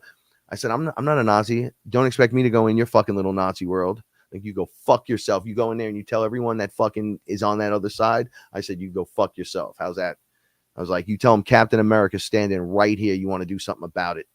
I was like, I speak to every being in the universe. Let's see you handle that. They were like, brr, brr, brr, brr, brr. I was like, yeah, fucking robots. Look at this shit. Let's get the fuck out of here. So then I was like with my guide. My guide's like, oh, you get really mad with Nazis. Like, I got zero result for Nazi. You know, we punch them on sight. You get up close on one of them, they're like, oh, I'm a Nazi. Get the fuck out of here. I do my best. Comes from my great grandma who fought Nazis. Oof, I get so fucking worked up over that shit. Anyway, so there's like living areas in this place, right? Not just food courts and movie theaters and all kinds of weird shit. And I think we're going there and then almost logging into our contract from these areas. And as you advance, it's almost like the living area changes, and like you were here for this amount of time and now you graduate. So we used to dorm in A and now we're in B, and it's more of like a housing situation and scenario. And then in C, it's more like you're graduated, and that's where like the teachers live and they work from there, and then they come down over here and it's like connected to this mall thing, and everybody's like there. Everyone's fucking there, but it's like a madhouse sometimes. So as I was discussing this with Paula, I had a dream that I was walking in the lower, there's like underground in this place. So like under where you see it being beautiful and nice. It's not sewers, but underground tunnels. And I was in there and people were walking in there, and it looked very much like the subway. And this old man jumps out, and he looked like a normal old man too. He had like a little cap on. He had his little short shorts. He had like white socks pulled up. I could describe him perfectly. He was white, and then his skin was really white. He even had some freckles on his face. He walked up to me, and I said, yo, my man, get back. Right, leave me alone. And I felt like weirdness come off of him, and then I just shoot him. And I was like, yo, I was watching this and in it at the same time. It was like this weird thing. And I jumped out. I said, no, what did you do that for? And he falls, and then he goes and runs, my guy. Leaves that guy dies. So I'm like, everyone's going to be looking for me. And I went through the entire experience of finding Paula in this lower dorm area. And I was like, yo, I just shot someone and he died. And we were just set up to go do something beautiful. And then everyone started looking for me. And people were like, we're not going to tell them that you're here, but they're going to find you eventually. Thought it was really weird. So my dad calls me next day. He says, yo, I had this dream. This freaked me out a little bit. He goes, and to not get too far into it, he's like, I get shot in a dream. I'm in this place that I visit all the time, and I'm just like, I got to get off the phone. Oh, boy. So I think timelines close.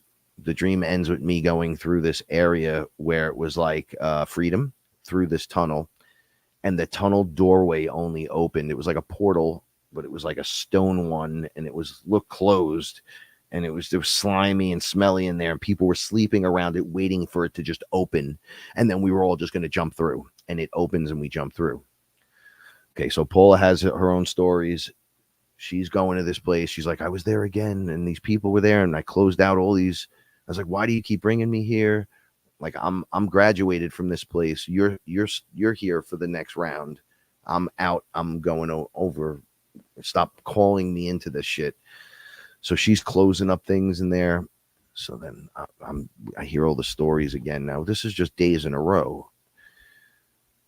I'm in again, and this time I walk out from the sewer piece, and I'm wearing all white, a white duster, white one of these. Neck piece, white hood, white hat. I think it was off-white a little, like it wasn't white. It was like off-white, egg white. It was like different shades of it. So it looked pretty fucking dope. It was just very casual, Jedi wizardy looking. And I was like, yo, this is pretty cool.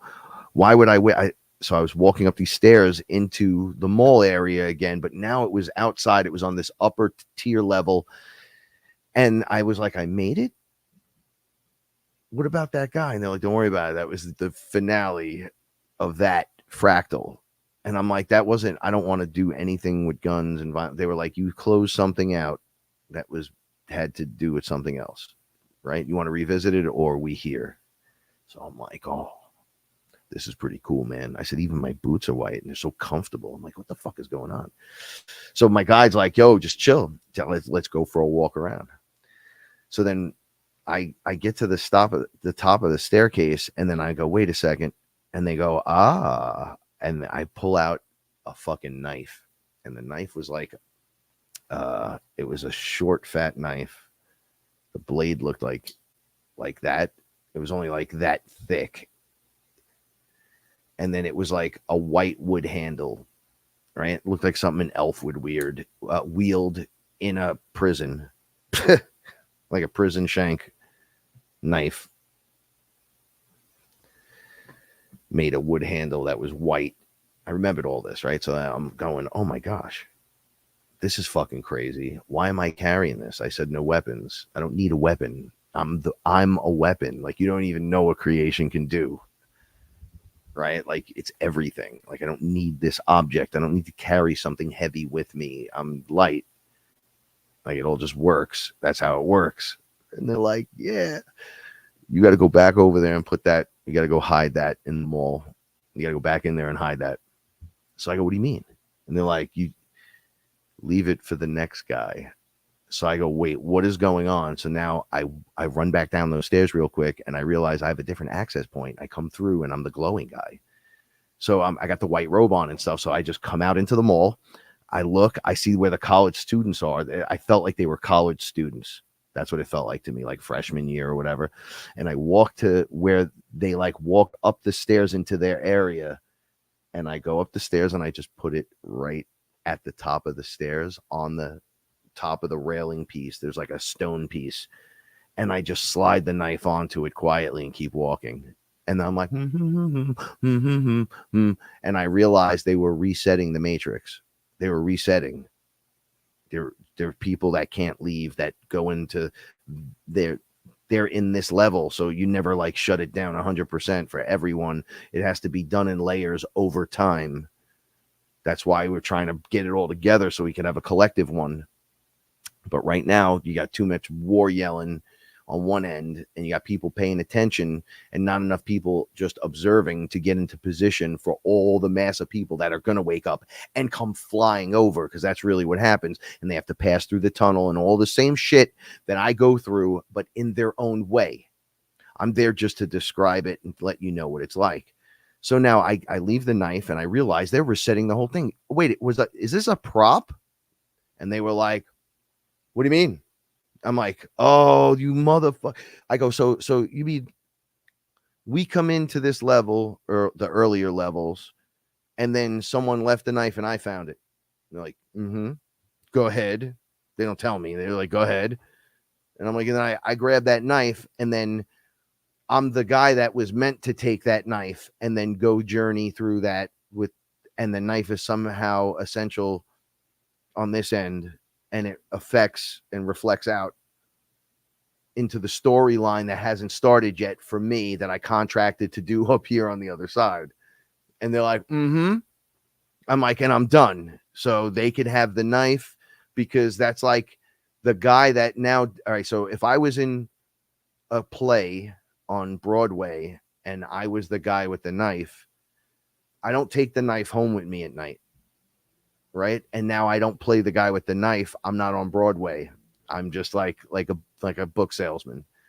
So you have to leave the prop for the next guy that plays and practices, so they have that knife. It's for the show. And they were like, yep. And I'm like, oh man. They're like, don't never forget you're in a fucking university. It doesn't matter what level and layer you're on. Doesn't matter. You're in the universal structure. It's the raw organic structure, but you're in a matrix that's trying to force the snake to eat its tail, so you repeat cycles, right? Like, just remember that. And I'm like, oh, so they're like, it doesn't even end up here. That's why we're not allowed to tell you shit, because we don't know. A lot of times we can't tell you because we have no clue. It's supposed to be a surprise for everyone, not just you, even though we're all here for you. All right.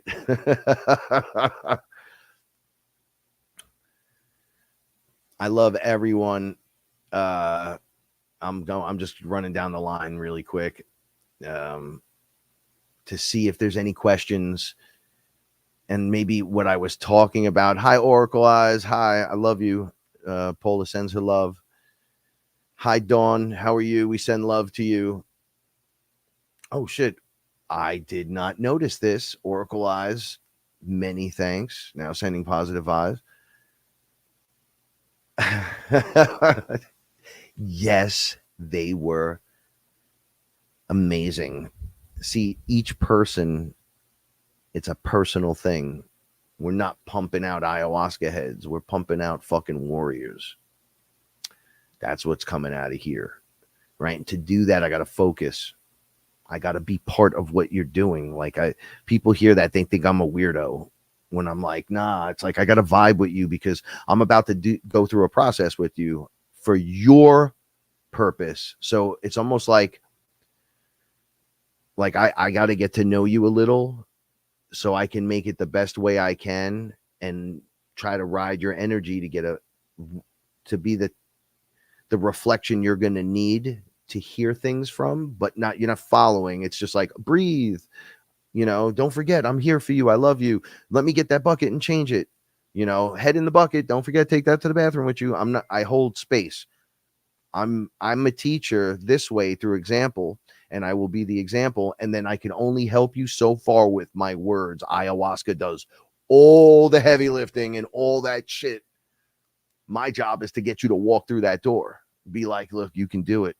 Don't be a fucking pussy. Everybody that's worked with me has heard me say that to them. Don't be a fucking pussy. Now drink this because you're talking or you're going through this. And don't forget, because I channel like their higher self's information through me. So if I got you right here, it's like, look, we can hang out all you want, but it's really not for me and you hanging out. It's for me and you to do the work. This is why it's important.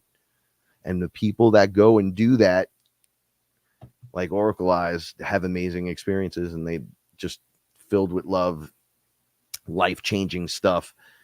Oh man, it's important. You don't need ayahuasca for that. You can just, ayahuasca is Mother Earth. So you can, in a lot of ways, be so grateful and appreciative and ground your energy in as your high vibrational, whatever area you inhabit, you can just breathe and bring it in, and then that helps her. So if that's all you can do, as long as the intent is there, you're locking it in, and on every level, everyone's doing something.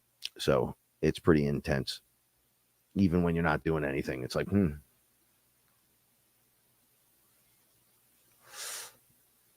Yeah, if anybody wants to talk to me about coming here to see me for ceremonies or something, you just hit me up. Let me know. We're going to start bringing it back a little bit. And those that need the push into the other train car, it's a tool that helps you walk. It's like I have to, as a man, I had to walk back to a boy about around 7 going 8. I started to change into this other thing. Well, I got to go back to that age, and then with ayahuasca, walk through my rite of passage, RITE, that passage that I never walked through as a man or a boy, or no one's ever taught me that shit here, especially. And I got to redo it all the way through, using the psychedelic to heal me from all the trauma and then reset myself. People like, I wish I was 7 with the knowledge I had now. They're doing it. If I'm reverting in age, right? If I'm living through the injury and it seems to me that I'm getting better, obviously you hear me, even though I look beat up today, I'm doing better than 99% of everything that's going on out there, because all I have is love in my heart. I love my position in life. I love being with Paula. I love my cats. I love everything, but we're ready for the next thing. and the things in the dreams are closing out. And the robes are going from dirt to dirt, fucking brown to white that doesn't stain, at least on the dream end. And it's holding and it's being interpreted and we're looking at it and we're rising through it. And the fact of the matter is, if your source, you know, the thing with Neo and the bullets, right? You told me I dodge bullets. On the other end, you're not going to need to, because the Matrix hologram isn't real. We're not there yet. You don't throw yourself into the tiger tent until you're ready. You'll know the difference. You won't be guessing. It starts with little cute animals and your pets, and it gets intense. It's not intense. It's like beautiful and filled with intent. So you'll know when it happens. So I asked Source. I talked about this before. I was outside yelling at Source. Oh no, I'm not arguing the point, but I'm just saying what I had to say. And I got an answer. I got a straight answer. And it was my verse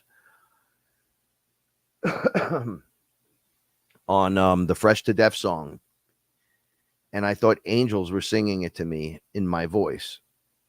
They were doing the bump, bump, yeah, bump, bump, yeah. So they were like, you know that energy? I heard this guy like narrating, and I was like, well, geez, you guys are really fucking doing this, huh? And it got louder and louder, just like in the song. It was like, come on, rah, rah, rah. We want you to break through just like this, that energy. We want you to have it every day. Don't forget to have that energy, rah, rah. And then it was accelerated timelines, collapse the skylines. Fearless tribes arrive in the nick of time. I said, you spitting my verse at me? He's like, yo, today's lesson we learned to read in between the lines. And the lines by design. They're meant to flip. We keep our frequency high and we buy the dip. Right? I'm like, wait, what's going on? You got that mental material, the magic that manifests. We make leaps through the matrix. The code name is acrobats. Yo, fuck your 9 to 5. It's dark to light. This time it's sunrise at midnight. You're in the mirror. It's flipping. Have fucking faith. Read between the lines. What's happening right now? And I'm like, oh shit. All the way through to the end of the song, to the cycles that constantly spin till they break. And then they showed me just smashing through the whole thing. And then I was just sitting there like outside talking to Source, not on any psychedelic. The psychedelics just helped clear the road so I could finally have the fucking conversations. But we have to, like, I'm paid spiritually in equity to be here in the contract to do the things I'm doing because I can do it. Like you would say, you're bred for this. Like, I'm born to do this thing. Like, my superpower that manifests first is this. So then I can get into position with my real stuff, but it will all just expand into all of that. But it's to get you to get your superpower online. That's why I share it with you. It's not so I get famous and popular. That stuff feels good, but I get that because I got a personalized group of people, a family, we call them, Fearless Family, that tell me they love me, and I love them all the time. Even when I'm low, the people check in and they're like,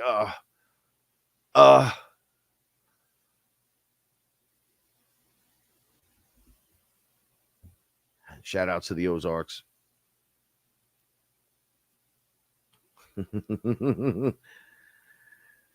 Oh,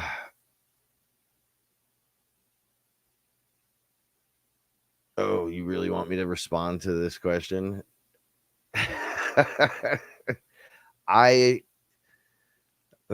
So I'm going to just say this. Somebody has got to play inside the game, the different characters, and we wear face and masks, right? One of that lovely face masks is everyone who talks about the Great Reset. Remember, he started hitting the reset. Okay, just take re away and then start with an S and it's set, right? When you start claiming value for hitting reset buttons, it's all me. That's all you go. The crazy shit on the back end, it was like it was like a horde of demons was there right inside of him, and he was just launching in different directions at people that worked at Truth Frequency. And I honestly, I couldn't work with him. And the whole reptilian thing, he was saying to me that because I went in 2016, 2017 to the South Carolina to be in the eclipse. And I tell the story genuinely. I told it as soon as it happened, before I even talked to him on air. I did a little show about it. And I talked about how I was sitting in a circle of protection with the two girls, with Paula and Gina. And then the two guys we were sitting in lotus flowers out watching the eclipse. And everything like it sounded like it died and then came to life. Like the nighttime came to life. We were like, holy shit. And it was dead silent. And we were on the Heart Lake in South Carolina, right, watching it. It was amazing. There's no obstruction whatsoever. And the two guys that were with us were sitting in squares. And we were like, yo, get up and get in the circles with us, homie. And they were going, go fuck yourself. Like they were just dicks. And I was like, dude, I will throw you in the fucking. Anyway, so they sat in there and they got fully affected. These fucking AI tentacles came out and started attacking everything right out of it. Looked like a portal and just tentacle. So Chris tells me I got taken by reptilians and that I've been off my game the whole time in the background. That's what he starts telling people. He starts saying on air, maybe. I don't know. But all I know is he invites me on the show 70 fucking thousand times. And then every time he talks to me, he's using my material back to back. And then I talk to him on Friday or Thursday, and then he's using it on the show Friday. And then Saturday comes and he already put the information out, because my show was on Saturday, into his. So other people had complained about this. If you notice, the cycle of people that I thought were like this with him, including myself, are all gone from back then. There's nobody that's still with that crew. As far as I know, there's one or two people, but the people that were close to him, you notice, have all left. All the tight ones had to go because there's some crazy shit going on. So you'd be rolling around talking about set all day and resetting things, and it's you reset, set. I told you, everyone here, that I was Horus on day one, but it's hard to believe, so I don't play with that. Now, if you say set and then Horus, now you know what the fuck happened. I say we wear masks for periods of time anyway, because I was up in the ship and he was up there, Chris. And I yelled at him and a few people. I kind of yelled at the people around me, like, who the fuck put me with this motherfucker? Like, I just came up here. I got to see him. I love him, though. See, he doesn't realize this. Like, this is why it hurt me personally so much. Like, I love him. I was a friend of his for a long time and a fan a little bit. You know, I'm not going to lie. If it wasn't for him, Fearless wouldn't be here. But that was so I could be under his control and his watch. But that's not the truth. The truth is, you got to let people fly. I don't like the information you're giving out, but you just gave the same information out. He's still, I don't know how he is now. I have not ever looked back into him. I was already a musician on my own.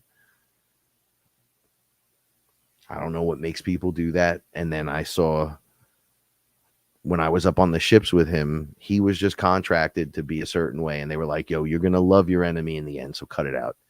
And I was hugging him. I was talking to him after that.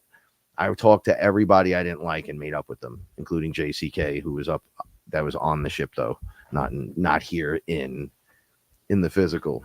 But it doesn't mean I have to come down here and listen to you or even agree with you on any level. They're like, it's hard to get through to people. I can't control you. You do have free will. So if you choose to just be the way you're being, and then this is what happened and that's what happened, there were other fractals of you in the now moment that's paying attention.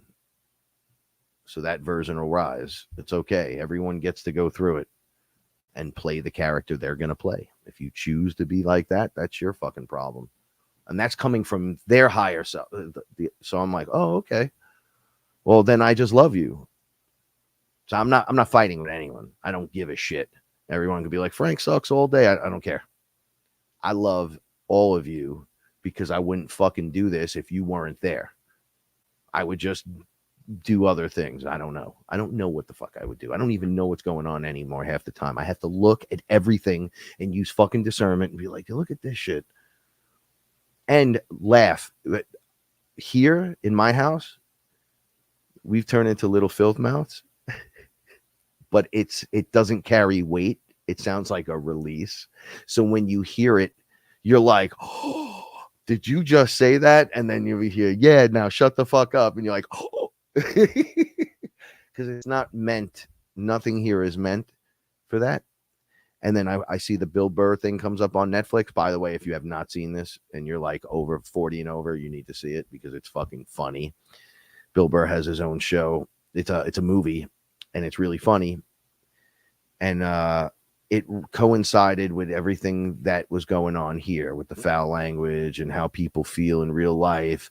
But you're really trying to be nice, but you don't also can't be so nice that it impedes on you and other people, and you can't be as so aggressive as it impedes on them. And so Rotten Tomatoes is like, yeah, that movie sucks 12% on the tomato meter.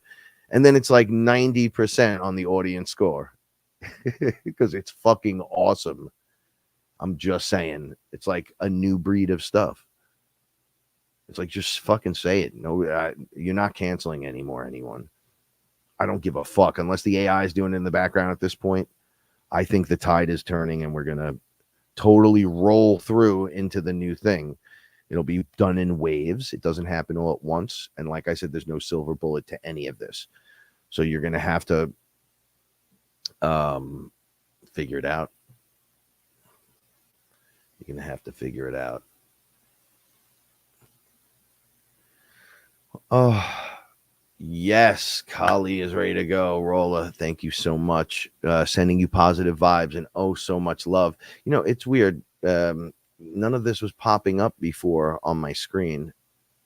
So I just want to say I love you. Thank you so much. Thank you so much. Yeah, so a week ago, right before all this happened, I went outside when Angela Miller was here and I did the last show. I claimed I'm done. I'm fucking done. I had to do it again. When you walk through a dark night of the soul, it's just for that round. You don't stop going through dark nights of the soul. It's like a sick you're spiraling back up. So on every rotation there's one. And you could have multiple ones. It's not one thing. We're so hung up on like the one shot cure, but that's not how this works. It's a process that you go through because you're densified and you have to reverse the process and go back up because you did it. You hit the bottom, boom, you do everything and we're coming back up the other way and we're ready to go. So you got to hang in there. We are some people from somewhere else. Start saying to yourself, I'm a starseed, but I'm having a human experience, but I am starseed. I am a warrior from the stars. I am not even from, I do this all the time. I'm not even from here. I got to come back down here and throw reptilians around and retake positions and get beat up and murdered over and over in lifetime of shit. What about the infinite mind? The mind increases, never ends. Torus field sucks in information, spits out availability to open mind up for more information, to suck in that information and to bring it back around. That has nothing to do with the loops and cycles. That is a learning cycle. And you would see that in syllabuses in schools where you're like, oh, well, that's kind of, they all do math at the same time, shit like that. But it's obviously it's going to be different math and stuff. So you just infinitely grow into that. You're going to take your mind and realize that your mind, your heart, and your gut are actually one giant brain. They had to separate it to confuse you, and they put it in the different parts of the body, but they also had to make it bigger so you could fit source. God, capital G, in the body. That's you. That's the great mind-blowing fucking information. It's been you the whole time. Right? So, let's see. Hey, what up, Joe and Della? Okay, so Della sent me a whole bunch of stuff with the sun. I was looking at it. It was crazy. And then today I was outside. Wizard Joe's in the house. He's the crystal man. So if you need crystals, hit up Joe. If you need wand making, not crystals, but he's like he'll make you the wizard wand. Yeah, the sun was intense. It made me come in, and I said I'm ready for bed again, but I just slept 12 hours. I was dead. That's why I got circles under my eyes still. I need more coffee. I've been sitting here talking for hours. But Paula was down. I figured I could get away with doing this now because I have this old information and it's only days old and it's going to seem like months old tomorrow and the next day. Like the story is not going to matter because my story coincides with what's happening right now. So like things I've been saying, other people are hitting me up going, I'm going through this right now. Does that make sense? And I'm like, yeah, I'm going through the same shit. So we're cycling back out together. We're all doing it together. And now the veil is dropping. As you do the work, the veil just drops. And the work, once again, get back to it. Laughter, we all know it's hard, but you got to do something like, you got to look at it in positive situations. Like, well, at least I have a couple because people that are always have no option. You got to look to the embetterment of it. So they'll say, well, everyone in my family's dying. Everyone in my family died too. Like you acting like nobody in my family died. Right. What I do is I choose to celebrate them because I know they're there. I know they're right here. I spoke to my grandfather today. It's like he sits with me right next to me and he talks to me. And I'm like, this is great. Why are you not getting into another body? He's like, why? We're going to see you guys soon. We're going to see you guys soon. How's that going to happen? You're going to have a body in the place where you think you die, you go to, which is just 5D. And I'm like, oh, and yeah, so you're going to have the ability to do anything that we do as ghost, air quotes, because we're not ghosts. We're like light body beings. We're like God in the body, now without a body, but doing all the things you can just do anyway. You're going to take your flesh and walk into this realm. You're going to take it with you. I'm like, this is the greatest news. He's like, but you knew this. We talk about it all the time. And I'm like, yeah, man. I watch the Bill Gates pie in the face, and then I go travel to him spiritually, and I pie his face. And I say, it's funny that a guy like you thinks you can do what you were going to do and get away with it. And I just hit him with more cake, shove an etheric hose up his butt, and send in the cake batter, right? I know it sounds weird, but I don't care. The things that you were doing is crazy. Okay, Chris Torres, do you remember seeing a large pool area? Because I had a dream and it sounds like this. Guess what?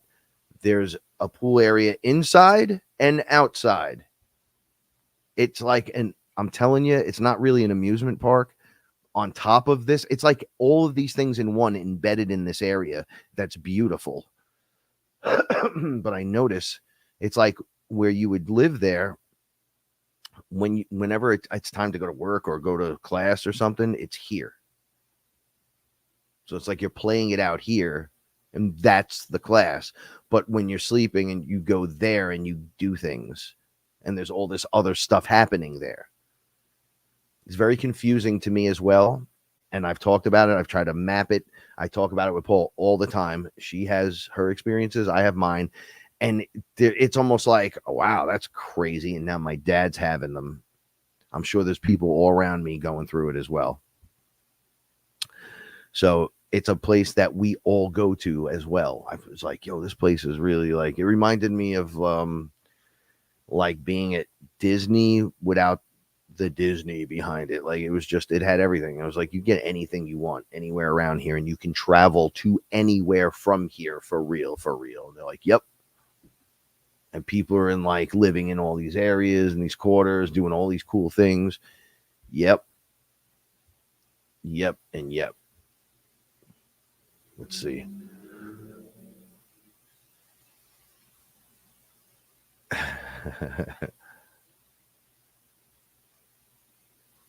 So I'm glad everyone came out and listened for a bit. I hope this goes live. You know, like, subscribe, share, get the information out there. I know I'm a little hard toned for people. You can't have your kids around because I said motherfucker 36 times during it. I'm sorry. If I don't say that, you got to hear what the things I got to say to talk to people around here. It's a different world, right? I don't mean anything by it, and I smoke some weed and it's rough, but like, subscribe, share, put your notifications on. I'm going to be coming through in all different directions. And I appreciate if you check out the music. Sons of the Sun. You could just check us out at Sons of the Sun, or you can look right on my YouTube page right now. There's a Sons of the Sun lyrical playlist. Hey, if you like the music, like, subscribe, share. That's all we're asking here. An even exchange of beauty, right? So we embed the music with the high frequency futuristic nostalgia that we feel that we can send out to you from this level. And we will continue to do that and change our format to fit and flow like water in any shape and scenario that we have to. Okay.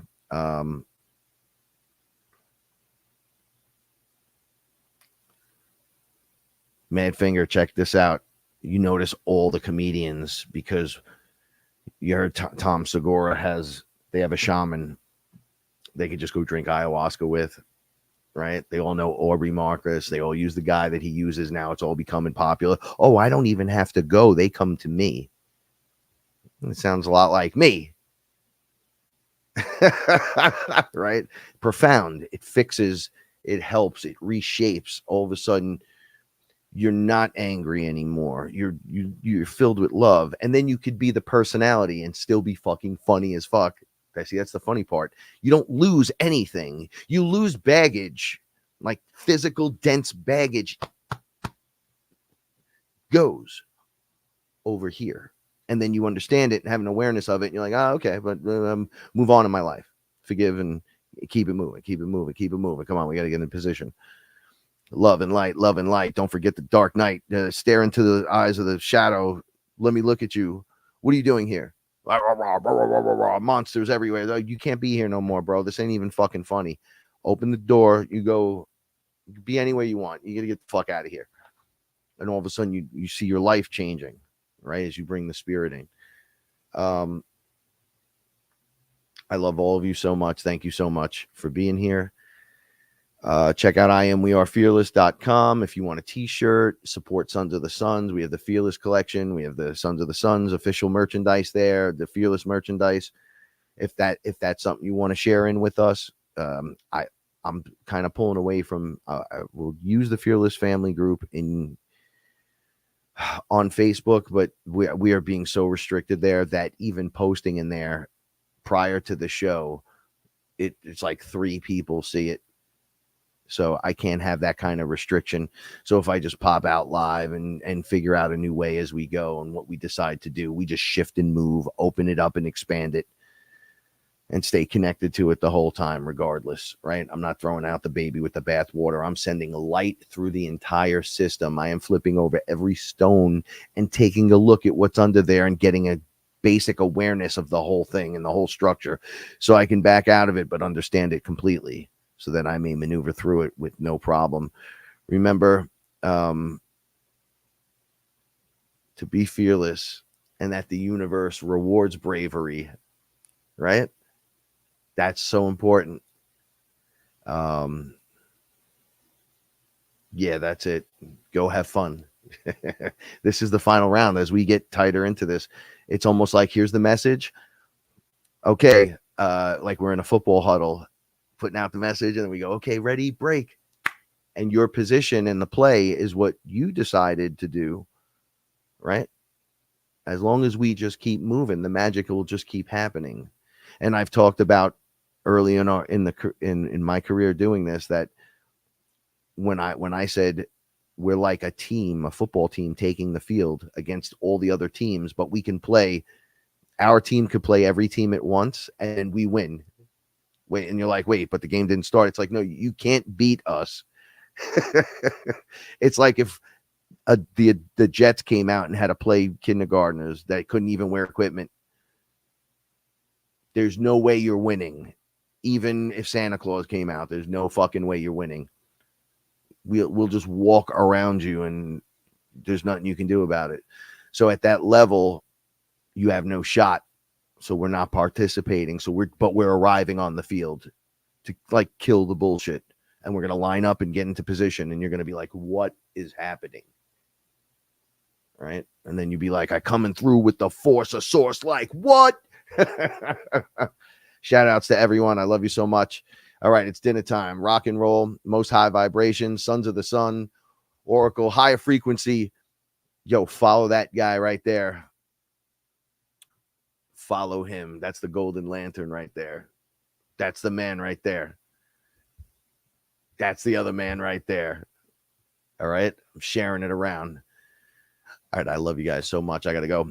And if you have questions, comments, hit me up. I'm around. And then I'll be going live a couple of different times, not for 3 hours. I want to like just do a couple of small ones, an hour here, an hour there, and then keep the connection live and direct.